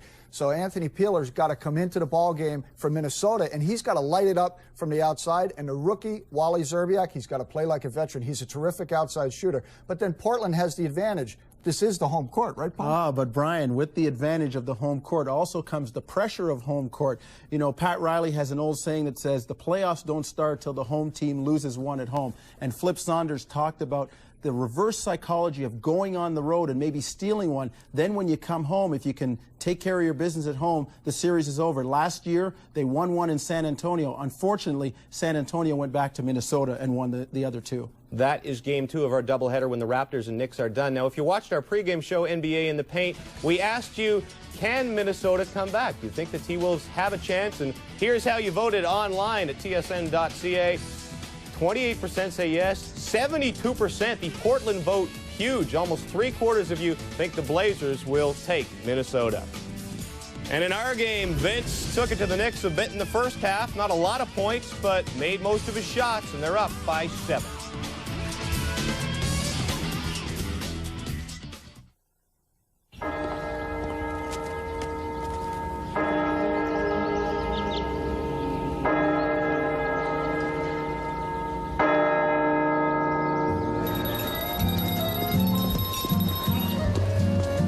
AGF, with over 40 years in mutual funds, there's one thing we realize. Eventually, everyone retires. AGF, what are you doing after work?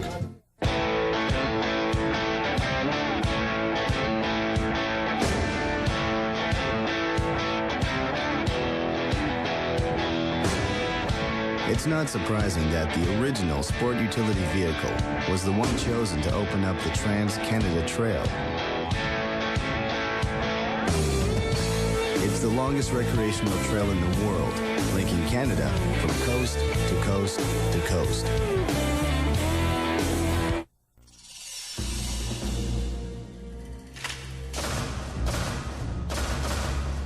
Now there's a tire that can survive even this. The Goodyear Eagle F1 Run Flat. Even with no air pressure, Goodyear Run Flat technology lets you drive up to 80 kilometers at 85 kilometers per hour to safety, so you won't get stuck with a flat. Now that proves a point, huh? Eagle F1 Run Flat. Don't try this at home, folks. Sorry. Goodyear, Goodyear. This copyrighted telecast of the National Basketball Association may not be retransmitted, reproduced, rebroadcast, or otherwise distributed or used in any form without the express written consent of the NBA. All right, back to New York shortly. Quickly, guys, second half adjustments. Well, for Toronto, they had 10 turnovers in the second quarter. They've got to take care of the basketball down the stretch if they want to win this game, Paul. I think New York has to get the ball inside. 2 of Toronto's big men have 3 fouls, Brian. And Toronto has to make sure they keep the middle open and keep everybody on offense moving in motion, get it inside to Willis and Davis. They can go to the hole on the dribble. First game, the Raptors outscored the Knicks by 5 points in the second half, but still fell 4 short. They won't have to work that hard in the second half of this one because they have the lead by 7 as we send it back to New York for second half action. And we welcome back to Studio A, Ernie Johnson, and the Coach of the Year in the NBA, Doc Rivers. I have just one question for you as we go back to Dick and Hubie. You were looking at that Red Auerbach trophy, admiring it.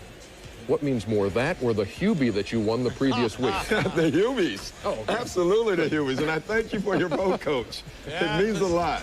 Congratulations, Doc. Oh, thank you. A great job by your team. You maximized the potential of the 12 kids who played for you, and it was a joy to watch you play at both ends of the floor. No, that's very nice to hear. Thanks a lot. And, Doc, by getting eliminated from the playoffs, you get an early entry into the studio. I know you wanted that very much. Yeah, boy, I tell you, I couldn't wait. All right. Congratulations again to Doc Rivers, the Coach of the Year, and an assist from Hubie, and that's, you know, not something to sneeze at. Well, anyway, here we are at halftime, and we're going to take a look at our halftime statistics with the Raptors at 45%, the Knicks struggling at 32%, Toronto shooting a lot better than they did at Game 1, and also from the free throw line, where they are 12 for 12 from the line. Well, Hubie, I got to say that you got to be a little bit impressed. Carter has a quiet 10 points, and Tracy McGrady has 6, and yet the Raptors are up by 7 on the road. You can see Oakley, Davis, and Ed Willis's 8 points. Oakley, Davis, and Willis have 25 of the 41. Now, these points are hard to get. Sprewell, 7. Ewing, 7. Camby has been a monster. Not only the 7 points, but he's had 8 rebounds, 5 at the offensive end of the floor, and has definitely kept them in this game, Dick. And we're taking a look at tonight's American Express leaderboard with the leading scorers in the game. As you see, the Knicks don't have anyone yet in double figures. Toronto was up by 11 at the end of 1 and 7 at halftime. And there is Tyrone Curtis Bogues. You saw him moments ago. Muggsy Bogues, who has been in there for many years, 35-year-old veteran, has the best assist-to-ratio 5-to-1 in the NBA. Again this year, the 8th time in 12 years, and no turnovers in the first half as well, to surprise no one. He's been a big pest defensively for them. Question for Butch Carter right now. Carter has 5 shots. McGrady has 4.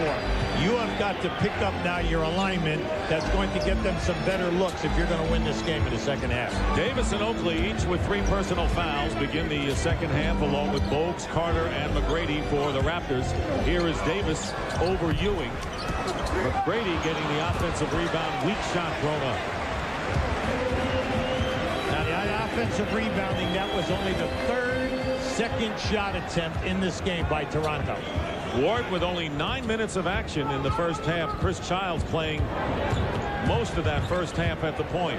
Well, Childs did an excellent job, Dick, and the team was playing much better, so you stay with him. And traveling called against Ewing as Antonio Davis very smartly would not move and not be in danger of getting called for any foul on that play. Now, in the first half, Ewing played 14 minutes. He came in with 7 points, 5 rebounds, and he's getting very few looks at the basket. Only 5 shot attempts. Ewing with 2 early fouls sat on the bench. And there is Davis driving the lane, going up, and he is fouled. So, of course, he runs the risk of the offensive foul himself, but this time he was fouled by Larry Johnson. That is 3 on Johnson, not having quite the game he did in game 1 with only 3 points. Right now, let's check in with D-Lineup.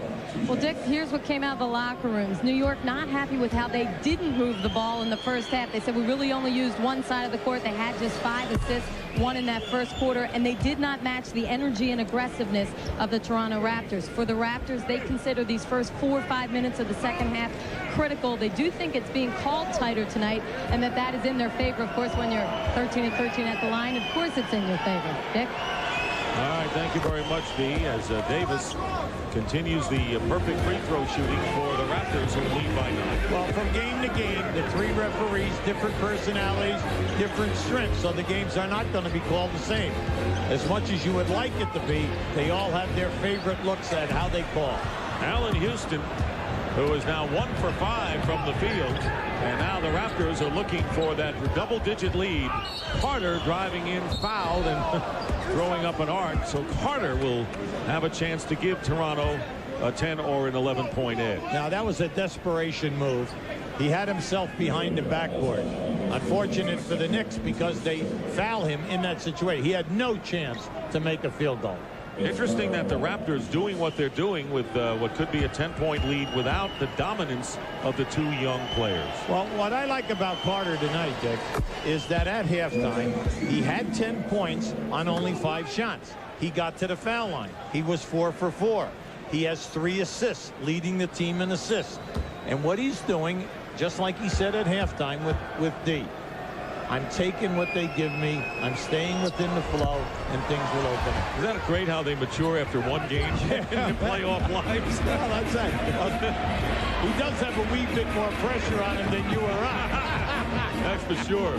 When they mention Carter and a loss in all the headlines, you know how important he is. The lead is 10 for the Raptors. Here is Houston trying to find the range and still struggling.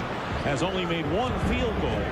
And the Knicks are going to need more out of him in the second half. Yeah, well, the size and the length of McGrady at 6'8" with the long arms, definitely affecting on the release. And it's also helping McGrady on the offensive end, too, as Houston commits the foul. See, he can take Houston down in there and just jump up over the top of him.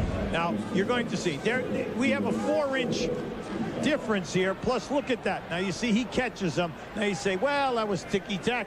Well, they've been calling it that way at both ends right from the beginning of this game. And Allen Houston picking up his 3rd personal foul. So tough night thus far for Houston at the office. He has 6 points, only 1 field goal and 3 personal. Well, we say it all the time.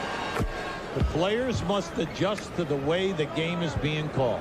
After the first 5 to 8 minutes, you see it. It's up to the coaching staff to tell you guys, will you stop crying? This is the way it's going to be tonight. You've got to adjust. This is professional sports. The Knicks, who are looking for a 2-0 lead at home, because in recent years, when they have lost the second game, they have found themselves in a real dogfight against Miami and Indiana last year, although they survived both. Trailing by 12 now. Under 10 minutes to go in the 3rd quarter. Houston going in. Didn't have control when he went up, but a foul is called. Houston trying to get underway, trying to get going, and the foul is against McGrady. Well, a burst, a beautiful burst by Houston. Caught McGrady flat-footed. He tried to reach, and anytime you reach like that, hopefully you get the deflection. Many times you get the foul. Houston, the Knicks' leading scorer, matching a career high at 19.7 points a game, and 5th in the 3-point percentage. There is Camby, who had an active first half with 8 rebounds and 7 points, waiting his turn. Well, he was definitely the catalyst that got them back into the game. And the Knicks going to get it back as the Raptors. Oh, boy, they're calling a foul on Oakley. And that'll be 4 on Oakley. Now, that careless foul. Big foul. That is a big foul.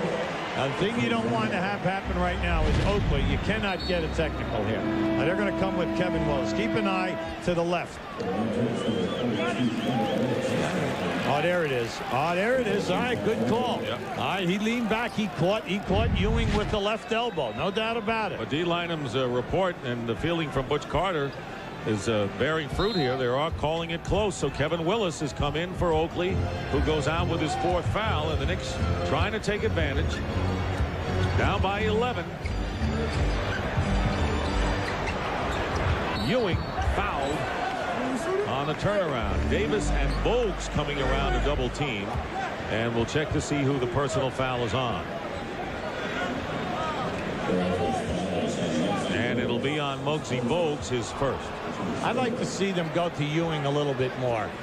Go to Ewing, down on the boxes, and let's see what happens with the rotations of Toronto.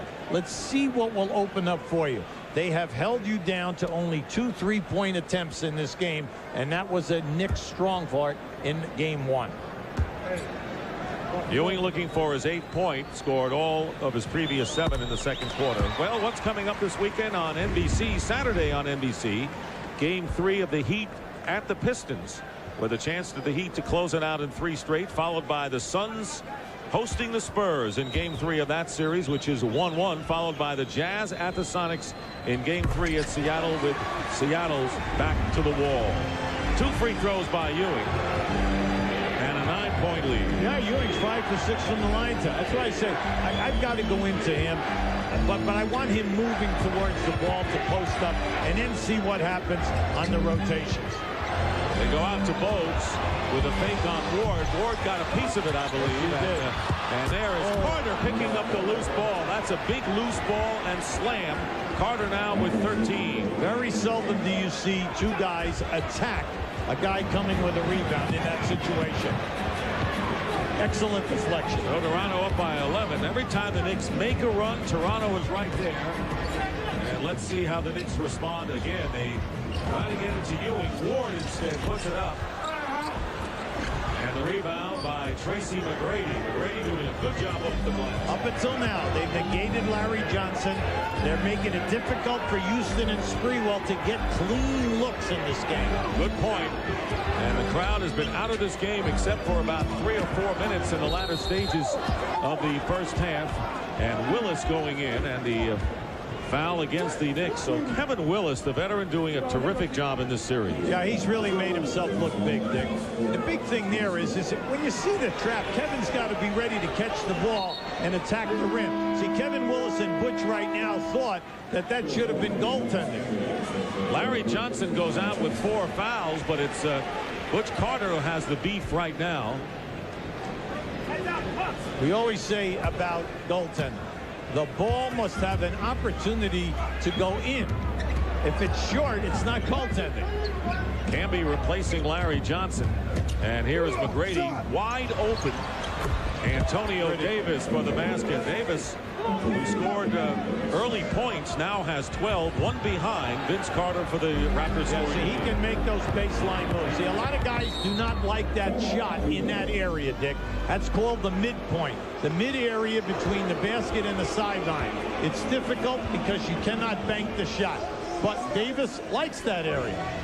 And the crowd murmuring and a few boos being heard as the Knicks being outplayed and trailing again by a good margin. It's 13.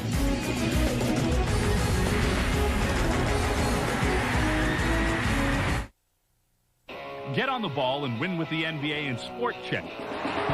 Come into Sport Check for your chance to win the experience of a lifetime. A trip for 2 to the conference finals.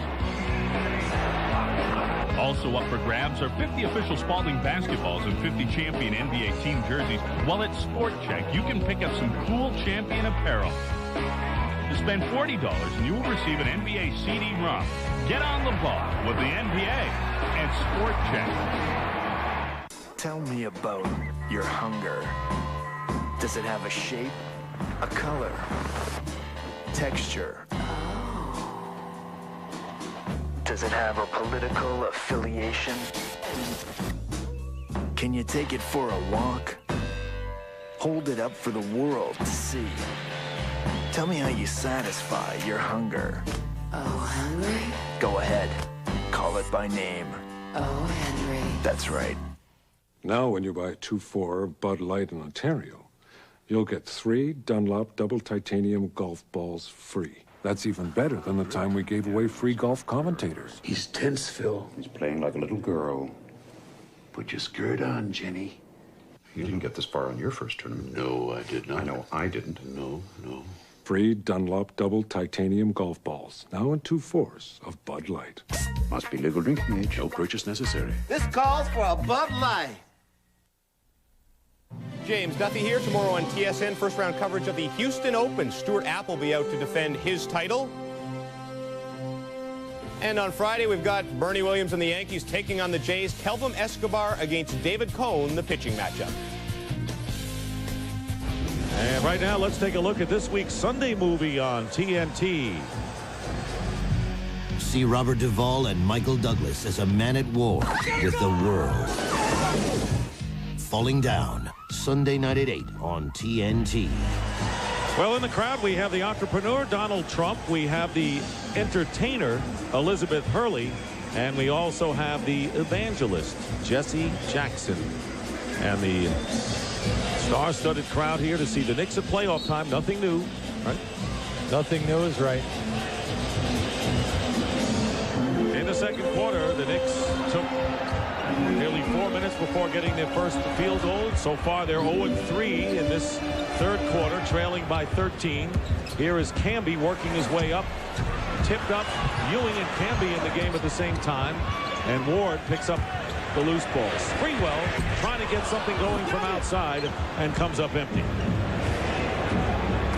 Once again, since Camby has come into the game, he keeps things alive. He never gives up on a rebound.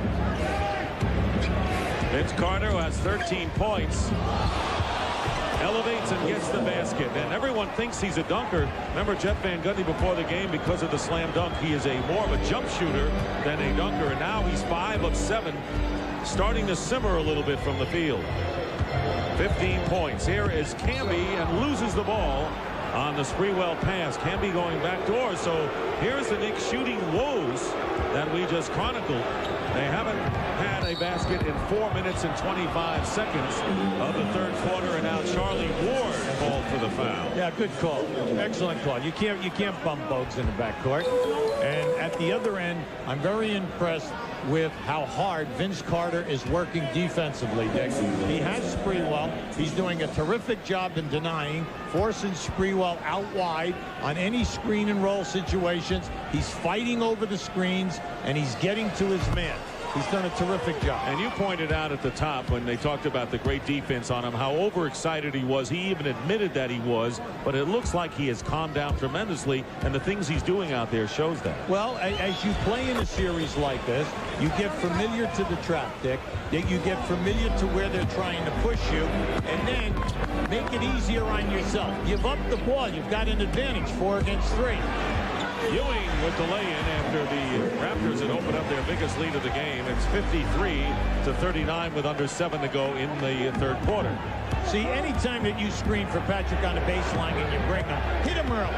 Hit him early and let him make something happen. And that's what they're finally doing. He's been fouled. He made 2 foul shots. Now he got a field goal. Well, someone's got to come up to the fore offensively, because Houston not doing it. Steal by Charlie Ward. And the Knicks trying to peck away at the Raptors. Ward going on the pick and roll to Marcus Camby, and getting a piece of it was McGrady. Tracy McGrady, who wasn't even defending him, gets a piece of the ball, and now Ewing gets it back. We're seeing 3 outstanding defensive plays on 3 trips down the court, and Ward with the lay-in, and the crowd trying to get back into it, as are the Knicks. Well, you just saw something rare. Muggsy Bogues trying to force a pass within a 20-foot area. I was kind of surprised that he tried to hit Willis. Willis was open, no doubt about it. But he needed a gun to get that pass through. 12-point game now, and now the crowd urging the Knicks defense on. Carter finding an open Muggsy Bogues, a big bucket right there, and they've been doing that all night. Yeah, and Muggsy, great statement today by Jeff Van Gundy. Muggsy Bogues always always plays well against the New York Knicks. Torments us, he says. Now, why is that? He makes all of his jumpers. He makes his threes. Plays great. Look at this. Ewing with the basket and the foul. So the Knicks, looking for offense, may have found their man in Ewing, who has 13 points, and Davis picking up his 4th foul. See, it's there for him. I'm telling you, Dick, it's there for him. But they've got to see it, and they've got to let him go and react quickly, because the double team is not coming. They're saying Davis can handle him one-on-one. Willis can handle him one-on-one, but he's disproving that theory.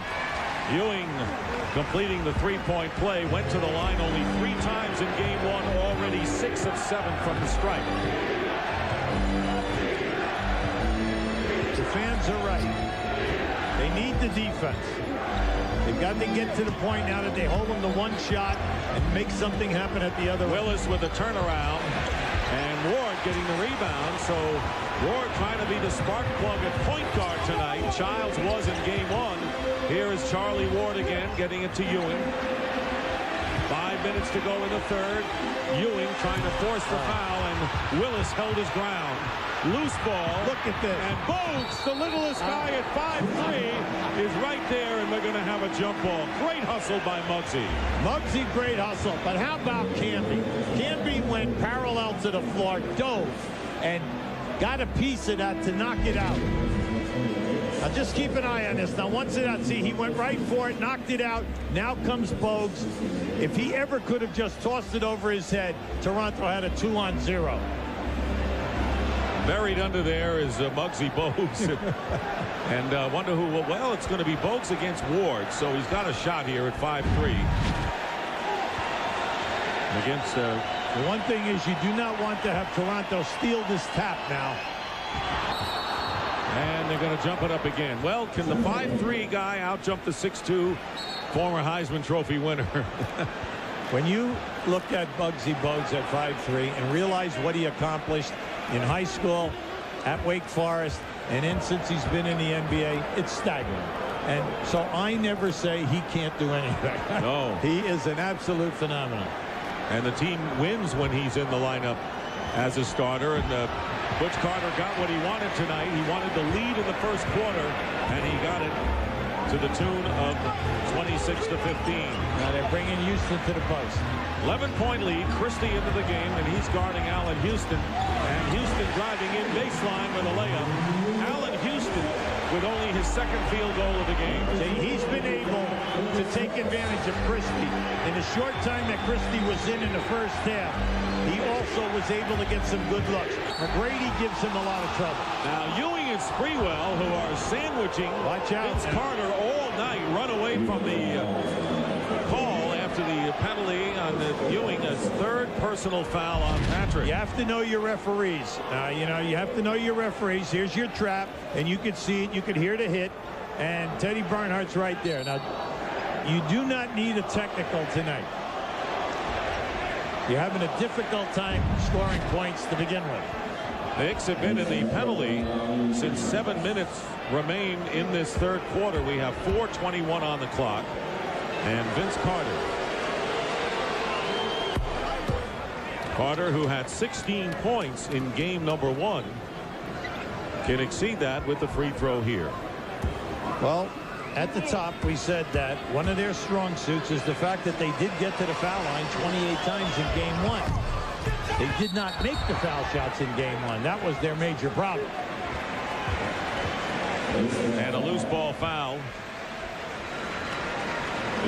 called against the Raptors, and that will be 3 on Kevin Willis. Oakley and Antonio Davis each with 4 personal fouls, and Willis picking up his 3rd. Want to remind you, coming up next on TNT, game 2, the Timberwolves and the Blazers. And of course, the Timberwolves and Flip Saunders thinking the Blazers played hard, to use a phrase, the other night, ready to come out as aggressive in game number 2, trying to get a split of the first 2 games in Portland. Oh, they definitely had an opportunity to win that game. And when you play that close on the road against a heavy favorite, you're optimistic. But you cannot, it's always like in the playoffs. Hey, you're only down 1-0. The big thing is you go in, you're trying to steal 1 out of 2 games when you're on the road. in their situation. Same thing here with Toronto. Just get a split. Just hold serve until a visiting team wins in a series. 9-point lead for the Raptors. Double team as usual on Carter. Nice. And here is Charles Oakley missing the field goal, but Willis with the alert recovery. Sprewell defending against Carter on the double team, and Carter now with 18 points. And once again, the Raptors, every time the Knicks narrow the gap, they up it again. It's 11. So you like that when he posts up and they go into him. The double team is coming. He can see it. And when you turn to the baseline, you're going away from the double team. Sprewell coming right back. Now with 9 points in the game, and it's 58-49. That's one of the very few times that Vince Carter was not up in the face of Sprewell on a release. Other than that, he's played a terrific defensive game. Christie with Bogues, Oakley, Willis, and Carter. He loves that left side of the floor. Foul called, and the Knicks have been in the penalty for a long while, and Carter will go to the free throw line again. You notice tonight, every time that he's been able to get to the baseline, which has been rare, he either scores or he gets fouled. That is his favorite area. He just loves to get there. Now in game one, the Knicks were successful in pushing him into the middle of the floor and then rotating and forcing him to settle for jump shots. 6 for 8 from the field. Right now, 6 for 8 from the line, with 2 coming up. And if he makes good here, the Raptors again will have an 11-point lead with 3:14 to go. So you'd have to say the Toronto Raptors, who took 3 out of 4 from the Knicks in several of the games by substantial margins, doing more than holding their own almost through 3 quarters. It is 60-49 Raptors. Carter has 20.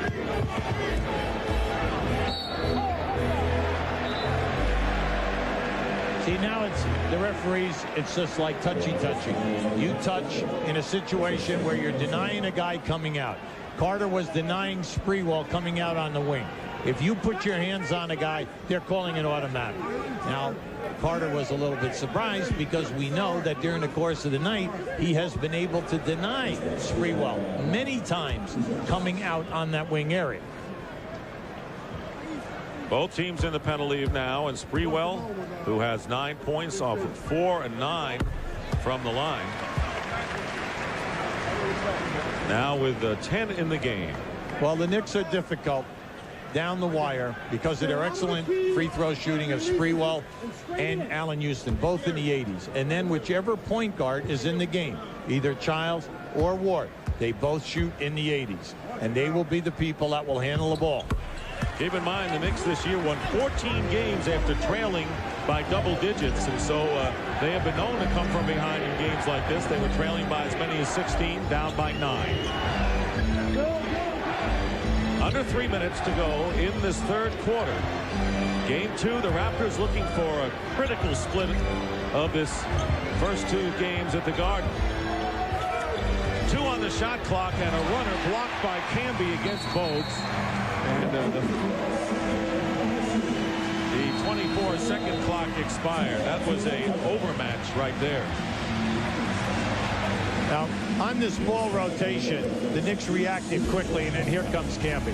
We know Camby blocks 2 shots a game, ranked in the top 10 in the league.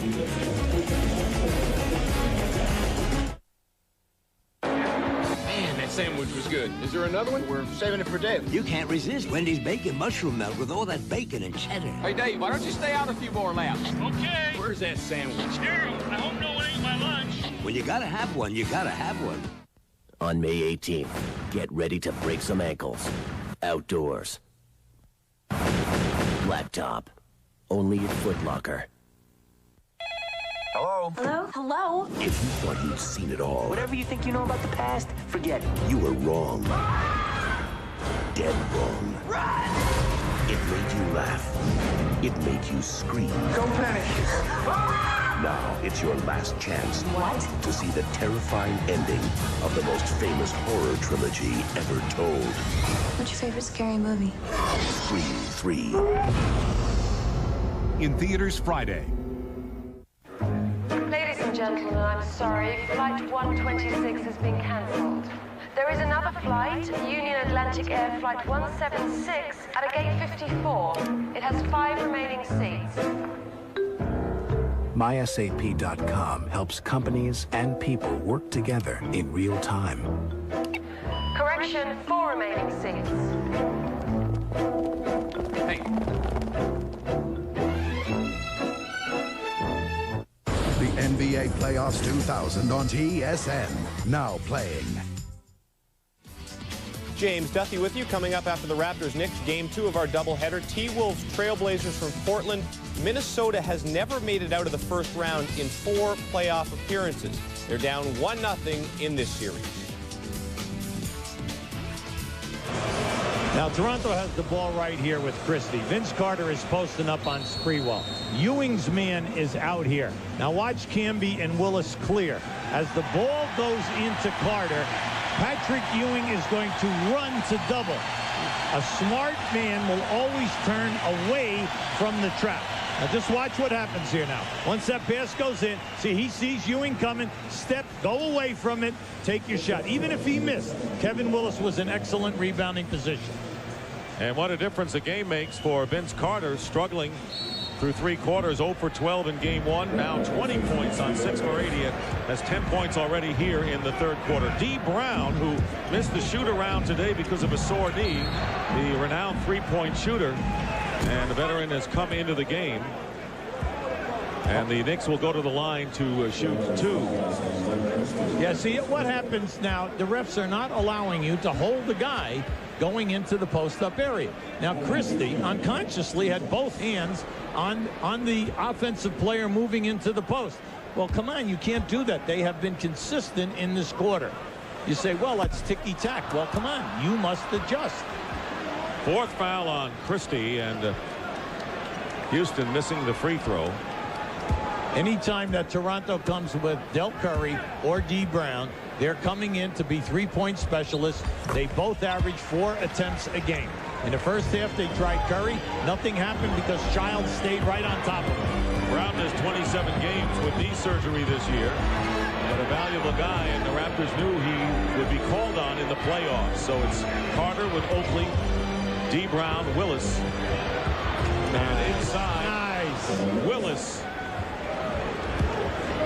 And it's now a 62-52 game. Willis in double figures. That was by design. That was a beautiful pass back, and they rolled Kevin Willis right to the front of the rim. 10 points, 10 rebounds. Willis, 2 good games on the road off the bench. We have under 2 minutes to play in the 3rd quarter. Ewing with a soft touch. Patrick Ewing off to a slow start. Has 10 himself this quarter. No, really? It's there. I mean, come on. Patrick can... Offensive foul. Christie picking up number 5, charging into Allen Houston, who was knocked back at least 6 feet. Right now, whether Christie is out of sync because he did not start, it's an offensive foul. Big acting job by Allen Houston, but consistently, any ticky-tack touching here is being called a foul. You've used ticky-tack 19 times, and that sets a record, but that's what it is, right? Chris Childs has come in for Charlie Ward at point guard for the Knicks. Childs playing well in Game 1 and doing a good job off the bench in the first half. Ewing with the turnaround, spun in and out. Brown ready to explode. See, where's the offensive rebounding from the other side of the floor? See, you cannot give up. You got to continue to bang the offensive glass. Do not assume that the ball is going in the basket. Knicks trying to make another late quarter run, down by 8 points. No basket if it goes, and the foul before the shot around the neck is Kevin Willis, who's having another tremendous game, and that foul is on Patrick Ewing, and that is his 4th personal foul. In the first half, we said if they hit Willis, Willis knows he can get the jump shot, the jump hook. But if he takes it off the dribble and gets into the lane, you know that he can beat Ewing. Just after 1 dribble, he will get a shoulder ahead of him. Willis with a double-double in each of the first 2 games of the series. And Kurt Thomas will check into the game, and Patrick Ewing will go out. Ewing with 17 points, but 4 personals. And Ewing is going into the locker room. went straight from the court to the locker room. One free throw. And it's a 9-point Raptor lead. A lot of pressure in a game like this. There's no flow to the game. Offenses cannot get into a good tempo. Sprewell fouled driving the baseline, and he'll shoot. And it's McGrady. There is great pressure tonight to make your foul shots. So Sprewell onto the free throw line.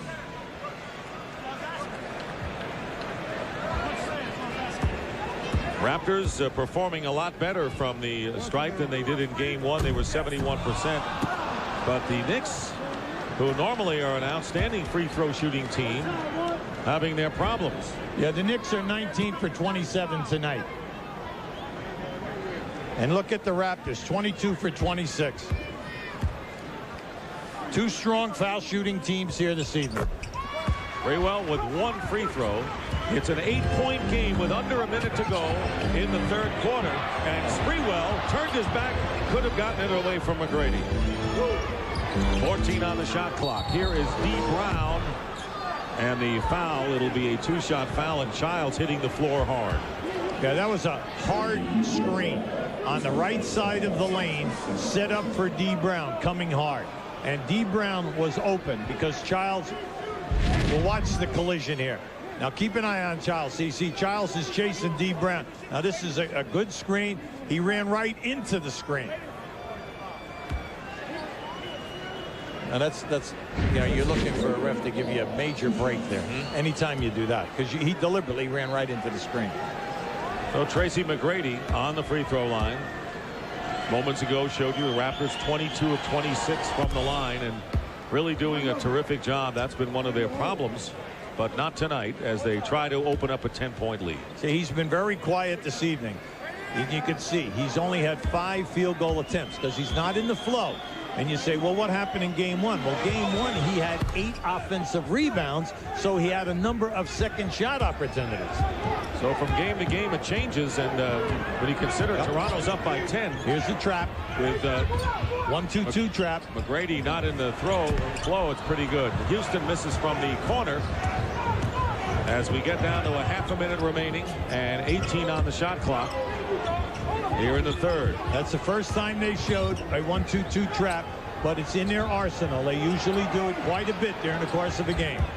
Pass to McGrady from Oakley, and they don't get the basket. It was a good pass from Oakley, however, and the Knicks playing for the last shot, trying to cut it to at least 8. But the Raptors leading in every one of the first 3 quarters. Sprewell doesn't make it as the buzzer sounds. And there may have been a foul before the end of the third quarter. Yeah, they're giving a loose ball foul here on Thomas.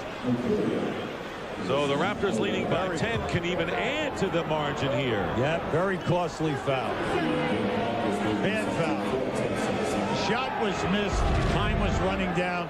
Now keep an eye to the left of the screen. And you're going to see it right at the bottom of the screen. He knocked Willis right out of there on that rebound.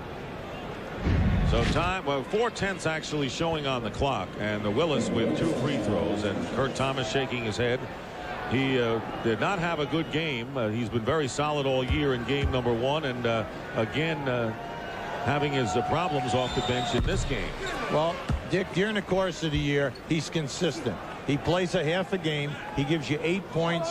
And he gives you 6 rebounds, and he's the only Knick in the top 8 rotation who shoots over 50%. But in game 1, they were disappointed in his performance, and if you notice tonight, we have not really mentioned his name. And that'll do it. That's the end of the third quarter. Patrick Ewing with 17 points coming alive in the third quarter. He had 10 in that session. And for that matter, so did Vince Carter. He had 10 points, and he has 20 in the game. And at the end of 3 here at Madison Square Garden, as the Raptors look to even the series at 1 apiece, it's Toronto 67, New York 55.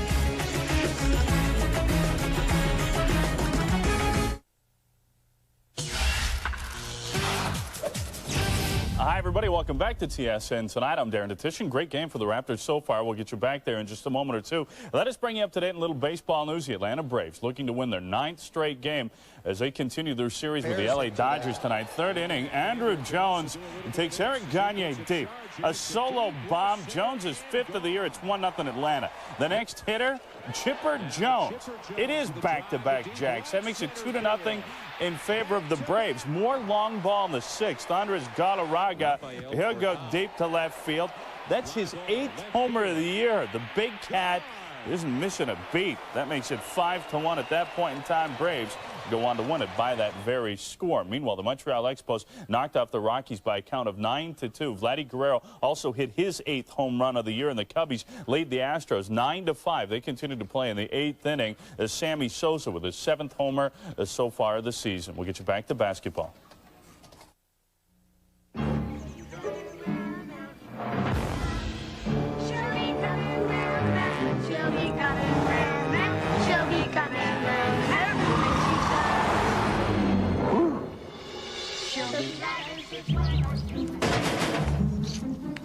Garbage, garbage, garbage. It's gonna kill them. Pontiac, Montana. Built for drivers and their families. Lease the Pontiac Montana from $248 a month or get 1.9% purchase financing. Hi, I'm Mike. Watch my button in action.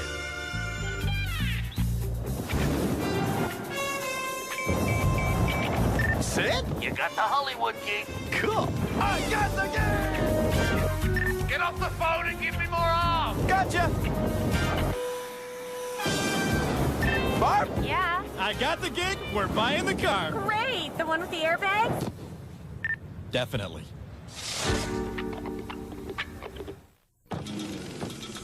Hey, Granddad. Yeah? Man, that's cold. Cold. You don't know cold, college boy. When I was a boy, I had to walk 20 miles to school in 3 feet of snow. Uphill. In my father's pajamas. Tim Hortons Ice Cap. It's creamy, it's smooth, it's deep down cool. Smart guy. Right now, let's take a look at tonight's budget rent-a-car fast break. Knicks getting the edge 4-2. Big story. Toronto from the free throw line. Hubie 87%. And Toronto dominated the boards in game 1. This is a lot closer. Yeah, you like what's going on. The big thing is the deep. If you don't like defensive basketball, you know, you might be asleep. All right, but the defensive basketball here, the chess match that we're seeing, it's been very interesting. Big thing right now, Toronto must continue to take high percentage shots and get the ball down inside. Because anytime you're getting it down inside or taking it off the dribble down into the paint, the Knicks are fouling you. McGrady with D. Brown, Doug Christie, Charles Oakley, and Kevin Willis. Oakley playing with 4 fouls, so a smaller team in essence playing with 3 guards. Right now are the Raptors, and the foul is again the quick move by McGrady, and the foul against Childs. Childs out there with Camby, Thomas, Larry Johnson, and Latrell Sprewell. Now D. Brown has bad knees. He had major surgery on 2 occasions. He's missed 44 games this year because of sore knees. And missed the shoot around today because of the knee problems. They're taking him out right now, and you can see he is hobbling. And you just hope that it is nothing serious. It's been a very difficult year for D. And Vince Carter coming back in the game. Carter with 20 points, the Raptors' top scorer. Christie after the double team. And Oakley throws it away. Turnover by Toronto, and the Knicks, who are down by 12, trying to make an early run here in the 4th. See, Charles can't go away from that shot. See, if he's going to be open, he's got to take the shot. Don't overpass in that type of a situation. Opening minutes of the 4th quarter. Sprewell working against Carter. 8 on the shot clock. Here is Larry Johnson going to go for 3. And not the same story as he had in the closing moments of game one. Yeah, but he's been very quiet. See, very few shot attempts for Larry Johnson in this game. And a guy like Johnson needs to get in a rhythm. 4 fouls in addition to that. And they're backing into Johnson is Kevin Willis. Willis putting it up, and it drops for him. Willis having another big game. He has a double-double, 15 points. No way can Larry Johnson stop Kevin Willis down inside. Willis is too tall for him. He can back him in. There is no double team. Kevin Willis can shoot up over the top. The main thing is not to settle for a bad angle. Get into the paint where you reduce the degree of difficulty of your shot. See right here, once he keeps his dribble and it gets down inside, he's beating the double team. Now he can shoot up over the top of Larry Johnson. This crowd has been quiet with the exception of a brief flurry at the end of the second quarter and a bit in the third quarter. This crowd is got its head hanging right now. They expected a big show tonight, looking to take a 2-0 lead. Remember, the Raptors beat the Knicks by 11 here in the regular season, and tonight Toronto leading by 14 points. Well, Dick, you know, when you look up there and you see the Knicks with 55 with 10.5 minutes to go, come on, I mean, we're looking at a 70-point output by the Knicks, or something in the 70s. And they've seen that before. Yes, they have. Following the 22nd timeout, Larry Johnson double teamed, and finally a reach-in foul called against the Raptors. I like the double team. I like the quickness. We said early, can Toronto sustain this for 48 minutes? The hard double teaming. Larry Johnson spinning up and under, and it doesn't go for him. Offensive rebound by Marcus Camby, and he puts it through. See, he's so quick. At 7 foot, long arms, quick, and an explosive jump. 9 for Camby tonight. Raptors leading by 12. Nearly 2 minutes gone by here in this fourth quarter. And a foul against Marcus Camby, and so that will be 4 on Childs. That is, that'll be 4 on Childs. So the Knicks with Larry Johnson, Patrick Ewing, and Chris Childs all with 4. Christie working against Childs. 3 on the shot clock. McGrady fires up the 3, and Larry Johnson doing a good job of keeping Oakley away. Yes, he did. That was an excellent block out by Larry Johnson. Thomas from Sprewell, and the Knicks now down by 10. Solid ball movement.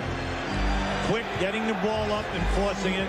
Right now, Butch Carter going to come with Bogues and Davis. And it was going with Muggsy Bogues, his move to start the game tonight to give the team more energy, and it worked. They had a big lead in the first quarter and really haven't looked back since. Now, this is just a nice recognition. Camby going without the ball. A beautiful pass from Sprewell. Camby, 9 points, 10 rebounds.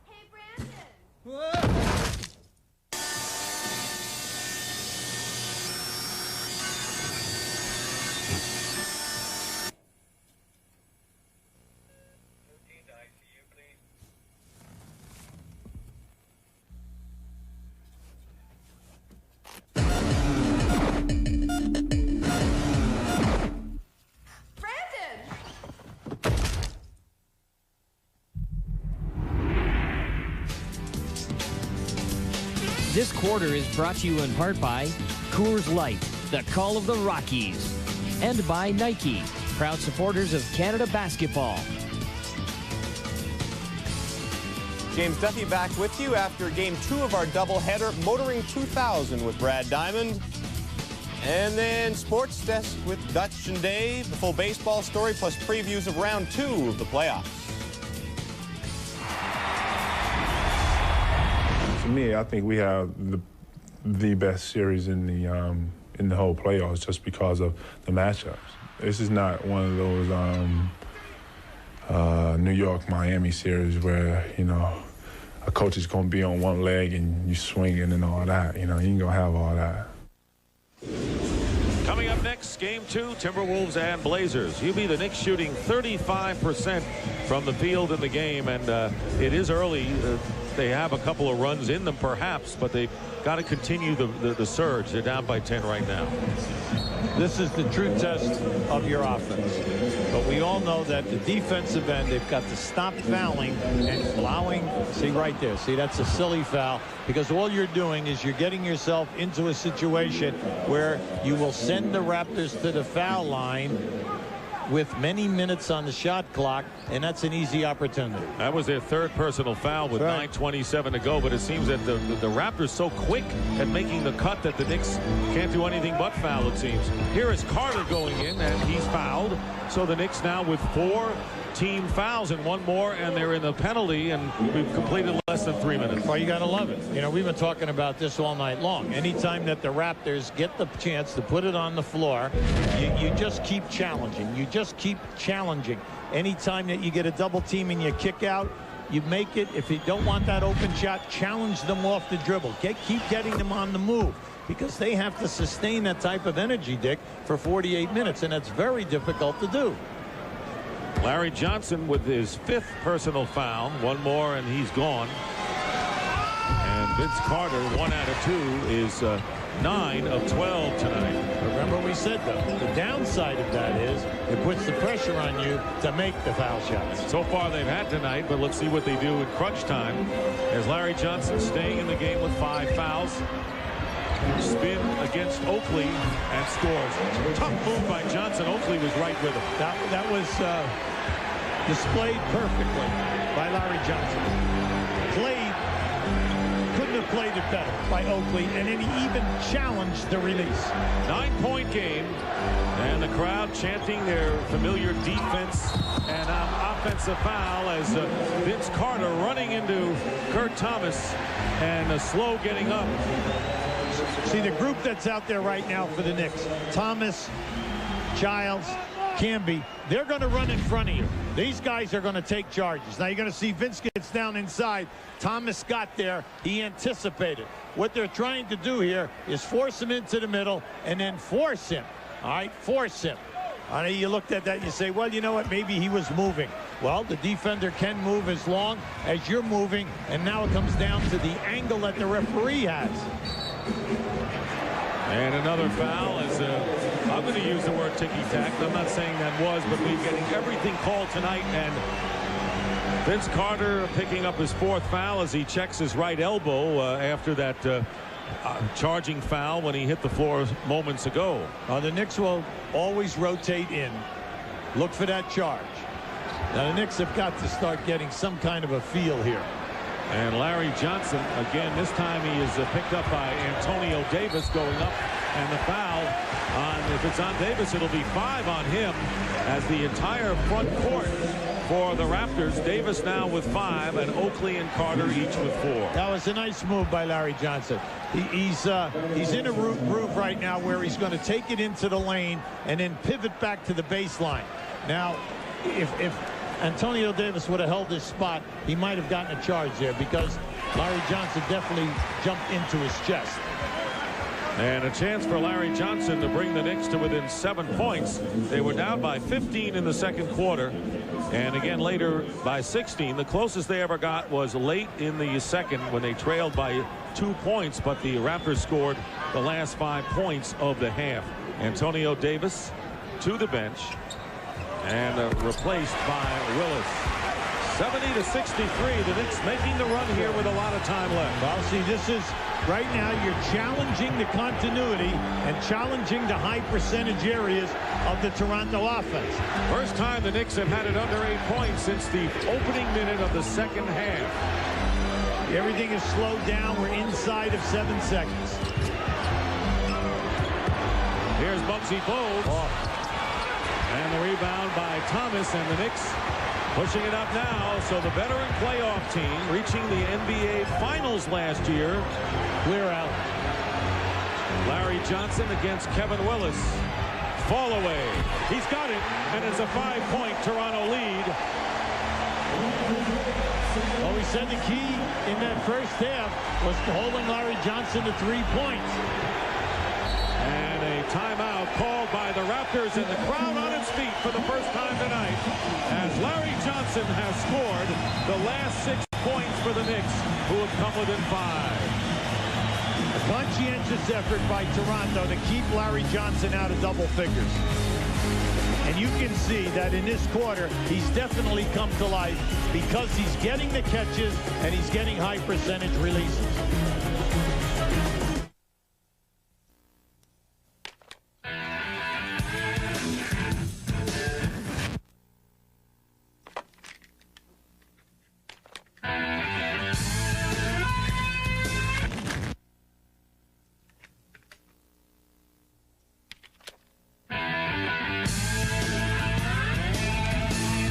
Pontiac Grand Prix with Wide Track. A Consumer's Digest Best Buy winner. Wider is better. Today, people are sending video mail instead of email. This year, the internet will allow millions of businesses to make phone calls for free. One day, a business not on the internet will not be in business. Are you ready? Are you ready? Are you ready? Virtually all internet traffic travels across the systems of one company, Cisco Systems, empowering the internet generation. Are you ready? Are you? Whoa.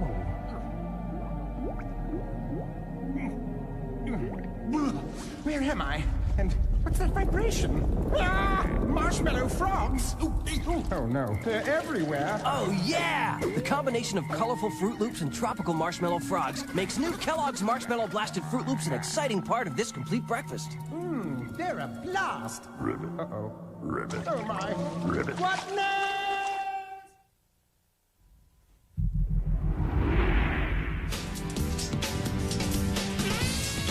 This quarter is brought to you by Pontiac Grand Am, built for drivers.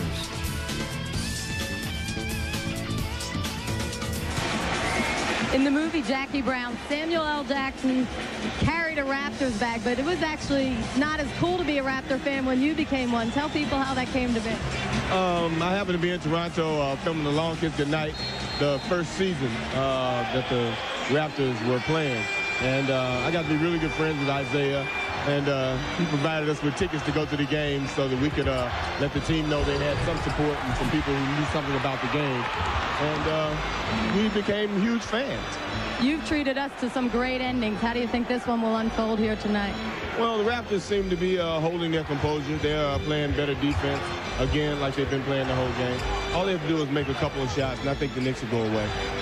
There you go, Dick and Hubie, the analysis from Samuel Jackson. Well, I don't know if the Knicks will go away, but the big offensive rebound and then the basket by McGrady, who has 12 points, and it's 72-65. It's interesting, Hubie, since Larry Johnson picked up his 5th foul, Jeff Van Gundy left him in the game, and he ran off 6 straight points. And Johnson now with the ball. Willis trying to stay with him, and Kevin Willis picking up his 4th. Yeah, see, he pushed him out.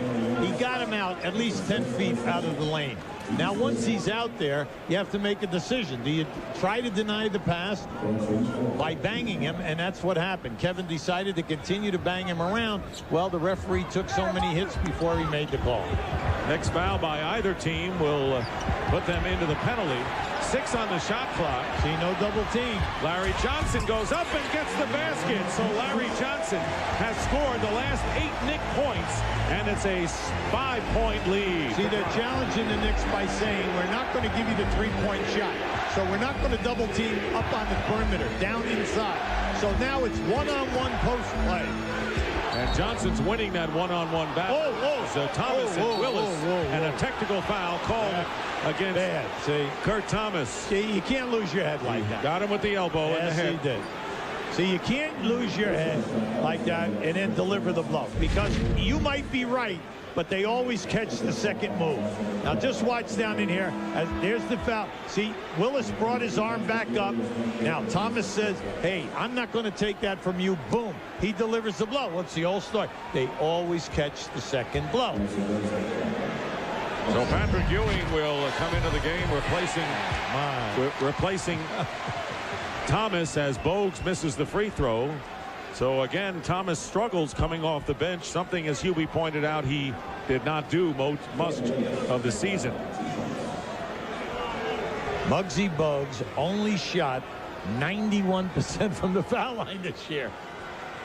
Look at that. That's a now you would think that McGrady is the older guy, wouldn't you? Right. He's 20 years old. The other guy's 35. What a great picture. The 35-year-old looks like the little kid.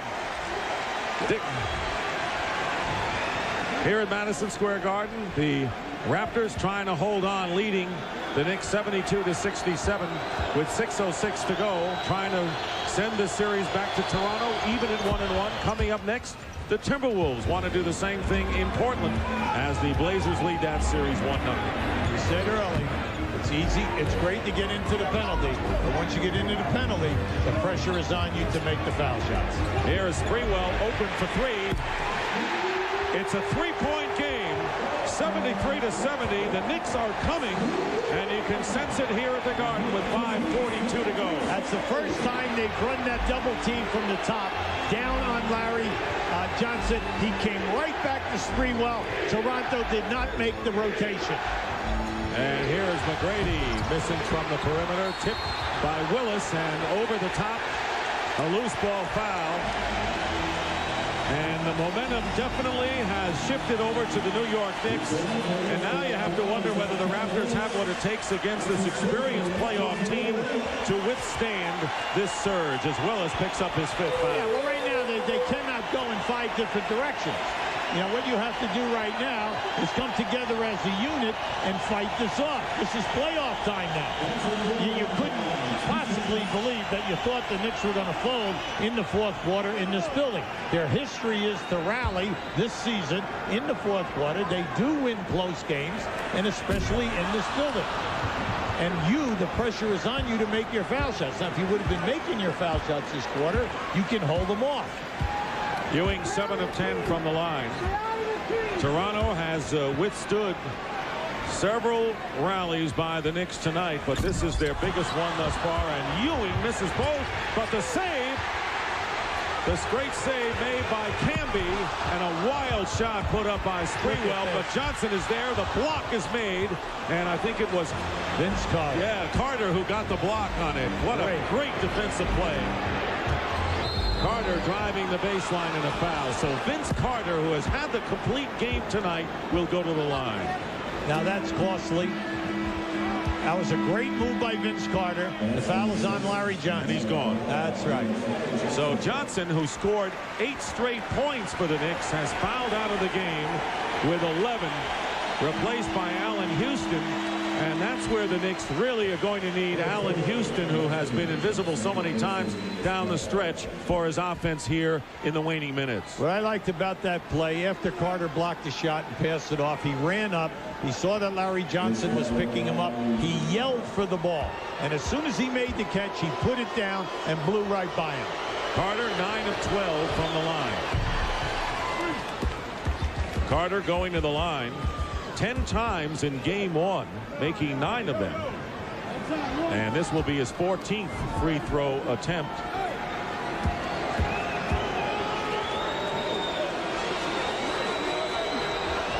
Carter now with 23 points in the game, and the Raptors lead by 5. Childs at the point, guarded by Bogues. Baseline screen for Sprewell. Bogues picking him up on the switch. Oh, he'll take it. Settles for the jump shot, and it goes through. Friendly bounce. Knicks have gotten that even on the road in Miami. Game 5 last year. Yes, I would think so. That was a big one. Yes. 3-point game again. Raptors lead 75-72. Carter after the double team. Oakley fires away. Camby the rebound. Knicks can cut the lead. It's 3 right now. Now, from now to the end of the game, anytime Toronto runs screen and roll from the wings, the guy who is rolling and spotting up is going to be open. Carter now on Sprewell. 10 on the shot clock. Sprewell pulls up and hits. Yeah, two big ones for Latrell Sprewell. The Knicks have come within 1. Remember, they were down by 15 at one point, by 16 at one point, and now it's a 1-point game as we wind down to 4 minutes to go. Yeah, two guys who are quiet. Larry Johnson and Sprewell have really come to life in this fourth quarter. Larry Johnson scored 8 in a row. Sprewell has scored the last 7 Knick points. Carter off the front rim on the 3, and the Knicks coming right back with Childs and looking to take the lead, and Childs rushed the shot. Yeah, he did. Now, he had a great fourth quarter in game 1. He was the leading scorer with 8 points, bailed them out, and they win. The thing right now is when you come down the floor, take your time and get the high percentage shot inside because you're burning Toronto inside. Raptors trying to withstand a big surge by the Knicks. Carter fires it up and hits. What a shot by Vince Carter. He's got 25 points, and that's as tough as you'll get. It is a 3-point lead, 77-74, the Raptors. 3:05 remaining. Toronto only 3 of 10. The Knicks red hot from the field, and Sprewell is fouled by Carter, and that will be 5 on Vince. That was a tough gamble. You're looking for the block. You see he's right up on him. So he just brought that hand in and caught Sprewell on the release. Now this is just a terrific move by Carter. What athletic move, because the shot blocker Camby came after he split the double team and applied maximum pressure on that release.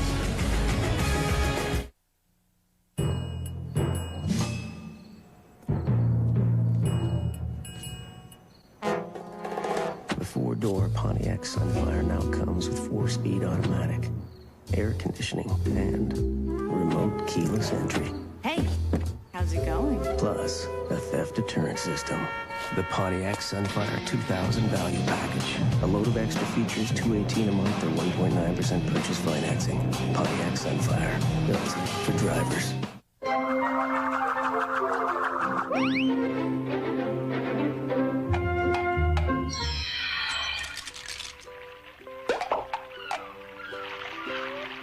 At AGF, after 40 years in mutual funds, there's one thing we realize. Eventually, everyone retires. AGF, what are you doing after work? Introducing Doritos 3Ds. A whole new shape that begs to be eaten. In very loud ways.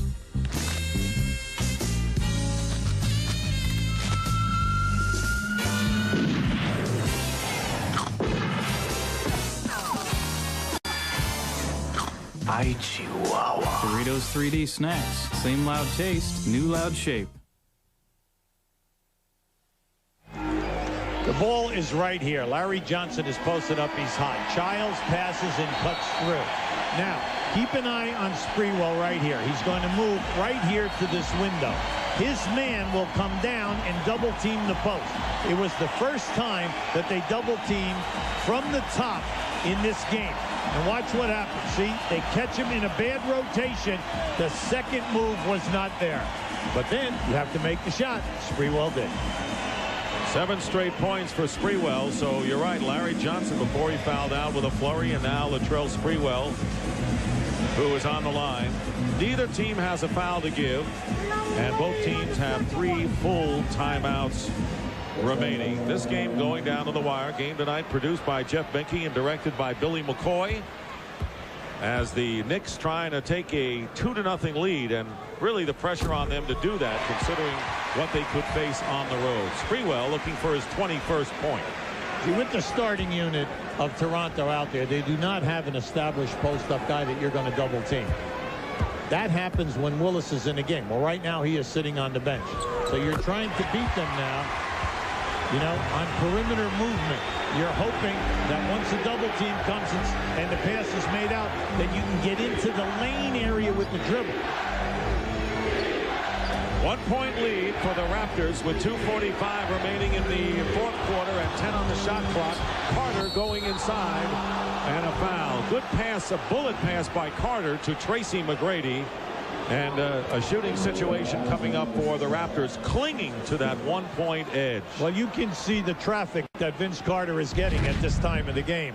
Or McCarthy. Now just watch as Vince makes the move. As soon as he moves, he has 2 guys on him and a guy chasing. So that means that you have 3 against 2 on the opposite side. Boom. Just get the ball down inside. But McGrady misses the front end, and Childs with his 5th personal foul. And we talked about how Butch Carter's Raptors are doing well from the line, but it doesn't mean a thing if you don't do well now. That's right. And McGrady settles for 1 out of 2, and the Raptors are up by 2, 78-76.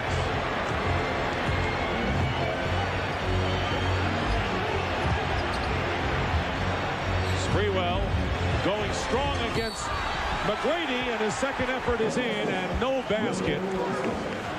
The foul committed before the shot, and it will be on Tracy McGrady. Now that is a terrific athletic move by Sprewell. Watch him come back with his left hand. Now you're going to see as he takes it, McGrady catches up to him. There's the commitment, but then see with Sprewell getting off with the left-handed shot, the foul occurs. And foul trouble a factor in this game as Sprewell makes good on the first free throw for the Raptors. They have 5 players with 5 personal fouls, including Vince Carter and Tracy McGrady. Knicks already have Larry Johnson fouled out, and Chris Childs the only Knick with 5. Sprewell, the best free throw shooter on the team, and we have our first tie since 4-4 early in the game. The Knicks scored the first 4 points. Raptors tied it up. It's been all Toronto, but now a new game with 2:18 on the clock.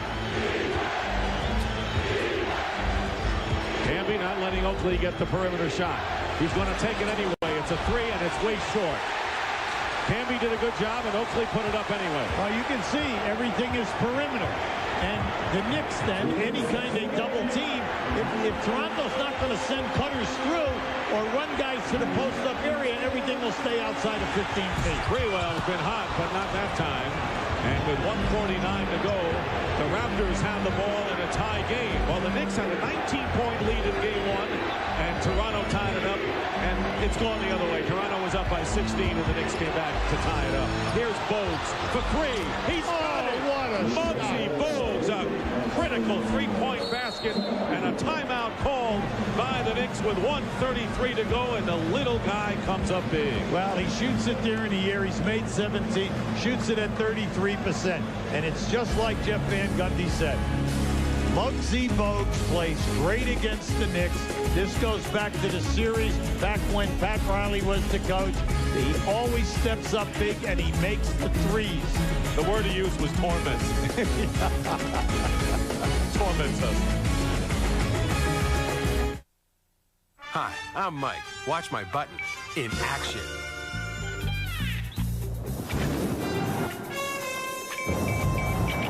Sid, you got the Hollywood gig. Cool. I got the gig! Get off the phone and give me more off. Gotcha. Barb? Yeah? I got the gig. We're buying the car. Great! The one with the airbags? Definitely. Your skills can get you on the squad. Your coach can make you a starter. Your fans can make you hustle. Your team can give you hope. But when the moment comes, will you have what it takes to finish?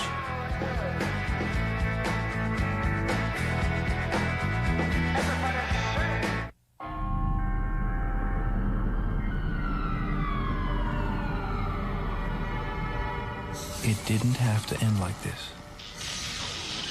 Use Armor All Protected and Armor All Wash and Wax every time you clean your car. Armor All Protected. Armor All Wash and Wax. They're not just shine. They're Armor All. Man, that sandwich was good. Is there another one? We're saving it for Dave. You can't resist Wendy's bacon mushroom melt with all that bacon and cheddar. Hey, Dave, why don't you stay out a few more laps? Okay. Where's that sandwich? Here, I hope no one ate my lunch. When you gotta have one, you gotta have one. James Duffy back at NBA playoff control. They still haven't tipped off in Portland. T-Wolves and Blazers Game 2. We'll take you there after the dramatic conclusion of this one. Coming right up, and in our game here, going down to the wire and maybe beyond, the Raptors with 3 full timeouts remaining, the Knicks with only 2, and the big 3-point shot from the corner. Muggsy Bogues tonight is playing the most time he has all year, 37 minutes, and starting his 6th game of the year. You know that the Knicks love to play two-man basketball at this time. It looks right now that Sprewell, they're looking for a switch there, see? So that Sprewell would take Muggsy Bogues down inside. And here is Sprewell double team, leaving Childs up for a 2-point shot. Knocked out of bounds, last touched by the Raptors. See, you like that. You get a timeout, you come out of that timeout. They knew that Toronto would switch. You had Bogues on Sprewell. You had the advantage. Ewing with 17 points has not scored here in the 4th quarter, as less than a minute 15 to go. Ewing wants the ball. They doubled him quickly. Here is Allen Houston. Houston leaves it for Ewing, and a great ball movement, and it was Houston's penetration that set it up. Ewing with his first points in the 4th. You go to Patrick Ewing, they're getting double teamed right away. If Patrick will pass out, good things will happen. Then you can beat them off the dribble on the rotation. 81-80. Yeah, good call. And a foul called, and Patrick Ewing is really has to be separated from the officials, really upset. See, right there, Sprewell tried to deny Carter getting to the area on the right side of the floor. The collision happened. Patrick, who was behind the play, had a pretty good look at it, and he did not think that it was a foul. Ewing's 5th foul with 54.8 seconds remaining, and the Raptors now up by 2. Vince Carter with a terrific all-round game. Those are his numbers. He also has 5 assists, 7 rebounds, and 12 of 15 from the line, and playing a fine defensive game on top of it all. Get on the ball and win with the NBA in Sport Check. Come into Sport Check for your chance to win the experience of a lifetime. A trip for 2 to the conference finals. Also up for grabs are 50 official Spalding basketballs and 50 champion NBA team jerseys. While at Sport Check, you can pick up some cool champion apparel. To spend $40 and you will receive an NBA CD-ROM. Get on the ball with the NBA at Sport Check.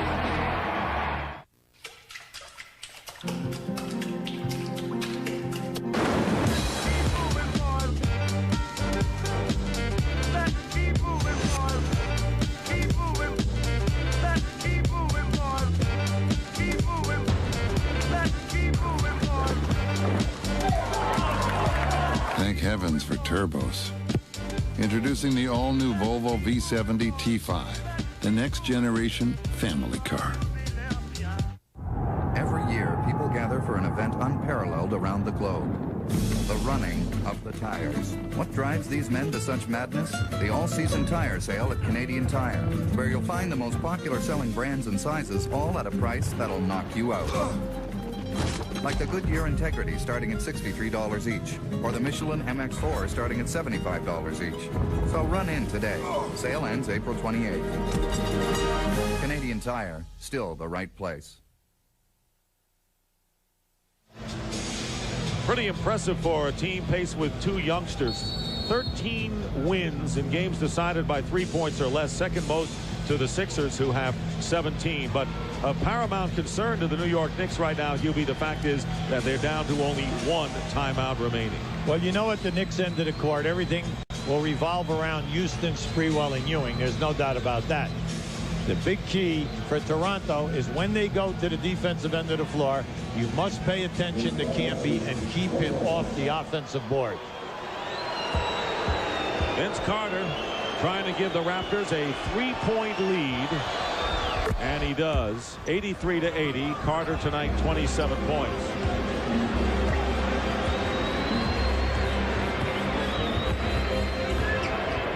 Sprewell guarded by Carter, and they double Sprewell on the perimeter.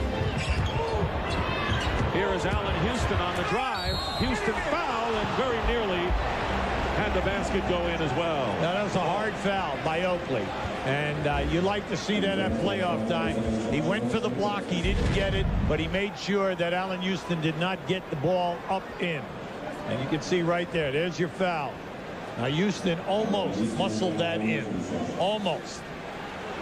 But Allen Houston has not scored in the fourth quarter for the New York Knicks. Again, a concern for the leading point maker on the team. He's only 2 of 8 from the field and 6 of 8 from the line. On his behalf,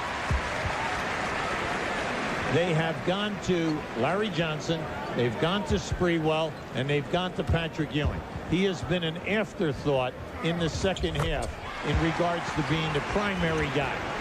1-point game again. Time running down, close to a half a minute to go. 83-82, the Raptors trying to hold on and even the series. Here's Carter missing the 3, and Ewing rebound, timeout, and that is the last timeout for the New York Knicks. But they're in position now to try to win the game on the next possession. Now that play was by design. They ran Bogues on a curl first. Carter was the second man curling, and he faded. Now that is his shot. That's what he loves to do. He loves to fake coming off, go on the fade, catch you on the top side. He had a good look at that. Unfortunately, he missed the shot.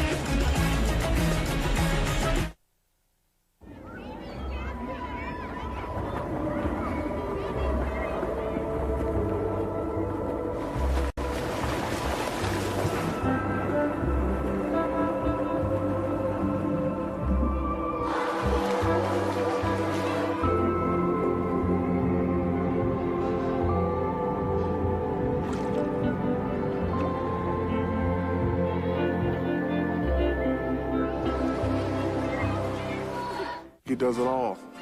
Movies, music, sports. He's larger than life, you know what I mean? I want to be like you when I grow up, Mickey.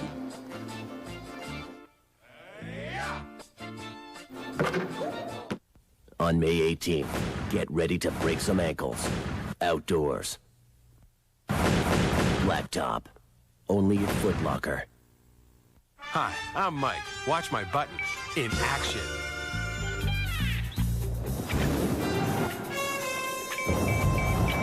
Sid? You got the Hollywood gig. Cool. I got the gig! Get off the phone and give me more arms. Gotcha! Barb? Yeah? I got the gig. We're buying the car. Great! The one with the airbags? Definitely. The NBA Playoffs 2000 on TSN. Now playing. Ernie Johnson in our Atlanta studio. You can see that Rip City is up and going. They are underway at the Rose Garden. Game 2 between the Blazers and the Timberwolves. An early tie. We'll get to that game as soon as we wrap up things at Madison Square Garden. What a finish brewing here. Dick and Hubie again, guys.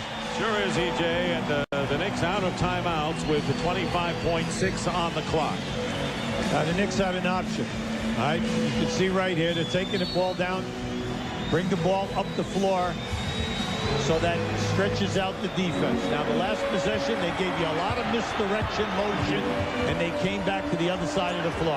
They're bringing Sprewell to the ball. Clear out. On Sprewell with 10 seconds to go on the shot clock. Sprewell with a fall away. He's done it. And the Knicks take a 1-point lead, and the Raptors will call a timeout with 7.9 seconds to go. And the Raptors are in a position to win the game now, but they find themselves trailing. Latrell Sprewell with a big second half. He has 25 points and 13 in the fourth quarter. Now, see, there's the explosion. No one ran at him to double team him. They're saying, Vince, you play him head up. The reason for that is they've been consciously trying to cut down the Knicks' three-point shooting, and they have done that. But what happens now is when you're riding a guy who is hot, and he's been very productive throughout this quarter.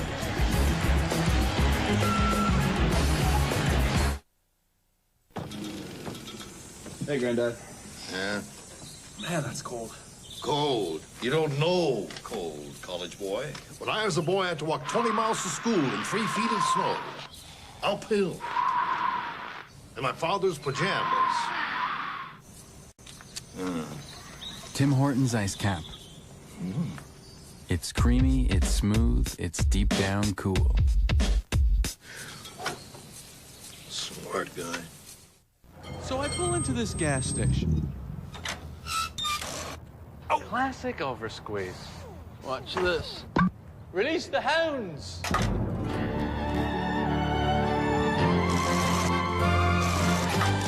Perfect pump. 2037. Even at the gas station, you can do more with the American Express card. James Duthie back at NBA playoff control. 7 seconds left. Raptors down by 1. Steve Nash, what kind of offensive play do you set up? Well, I think the Raptors got to get something going to the basket. They've settled for 3 or 4 long jumpers. If they can get something going to the basket, don't expect a foul, but expect to look for an open teammate for a wide open jumper and take your chances. Vince Carter has done it all year long. Buzzer beater after buzzer beater after buzzer beater. Have to expect it may well go to Vince Carter. 7 seconds left. Raptors need a hoop as they trail the Knicks by 1. Let's send you back to New York for the conclusion. Well, you can see Sprewell right here. He's measuring. Now, this is just a great fade on the release. Carter was right up in his face. 7.9 seconds remain, and Curry is in the game. So is D. Brown, the three-point shooters. McGrady is in there. Vince Carter. And it'll be D. Brown inbounding. No one guarding the inbounds man. Toronto still has 2 full timeouts remaining, and they're going to use one of them right now. Now, by Toronto going small, Jeff Van Gundy elected to bring in Charlie Roy, take out Camby, stay small, and be able to match up. In this type of a situation right now, you have plenty of time to get off a high percentage shot. But right now, you have been kind of stagnant. The Knicks had 55 points at the end of 3. They just scored 29 points in this fourth quarter. And Larry Johnson, before he fouled out, and Latrell Sprewell have been the chief tormentors of the Toronto Raptors.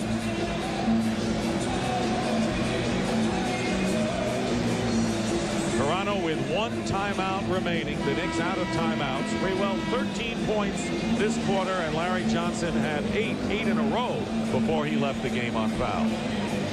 Major issue is getting the ball inbounds. The Knicks on that last possession played off of the passer and were trying to double team any guy who was coming up into the middle of the floor. Now Childs, they switched Childs over onto D. Brown. Right now he's asking Jeff Van Gundy here now what he wants him to do. Remember, the Knicks do not have a timeout. All right, there's your delay of game.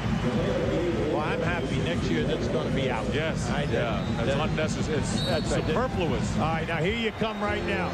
D. Brown will inbound, and he's got Carter. Carter guarded by Sprewell way out. Time is running down. Carter, and there is the shot. It misses. The Knicks have it. D. Brown had the wide open shot, and the Knicks get the rebound and have won a huge game for them. Going to take a 2-0 lead to Toronto by virtue of a thrilling 84-83 victory after trailing practically the entire game. See, in this quarter, everything has been out on the perimeter. Everything. They're trying to beat you with a shell basketball. Well, when you get outscored by 13 points in that quarter with a 12-point lead, you know that you did not get down inside. You had the penalty situation in your favor, and you stayed perimeter. And what pressure would have been on the Knicks, Hubie, if they had not won this game going into Toronto, where they have really suffered lately? Well, they've lost 2 games in Toronto this year. One by 15, one by 21. The Knicks scored 70 points in the one game and 71 in the other.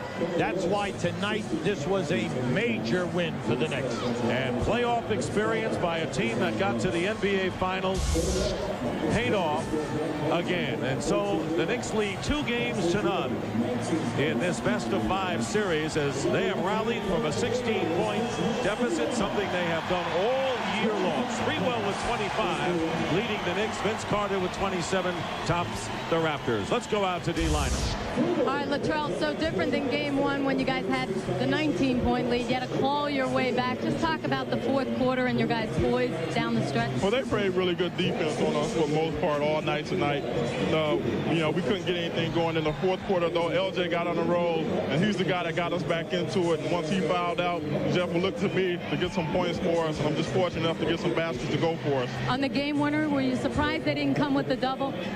Yeah, well, I thought they were double, but usually when you double, you're leaving somebody open. We got a lot of good shooters on this team. You made a great shot that was contested. Congratulations on going up 2 games to none. Thank you. Dick, Hubie. All right, for Hubie Brown, D. Lynam, Dick Stockton saying so long. The final score again, the Knicks 84, the Raptors 83. The Knicks now lead 2 games to none. Coming up next, game 2, the Timberwolves at the Blazers from Portland. And right now, let's send it out to Kevin Harlan.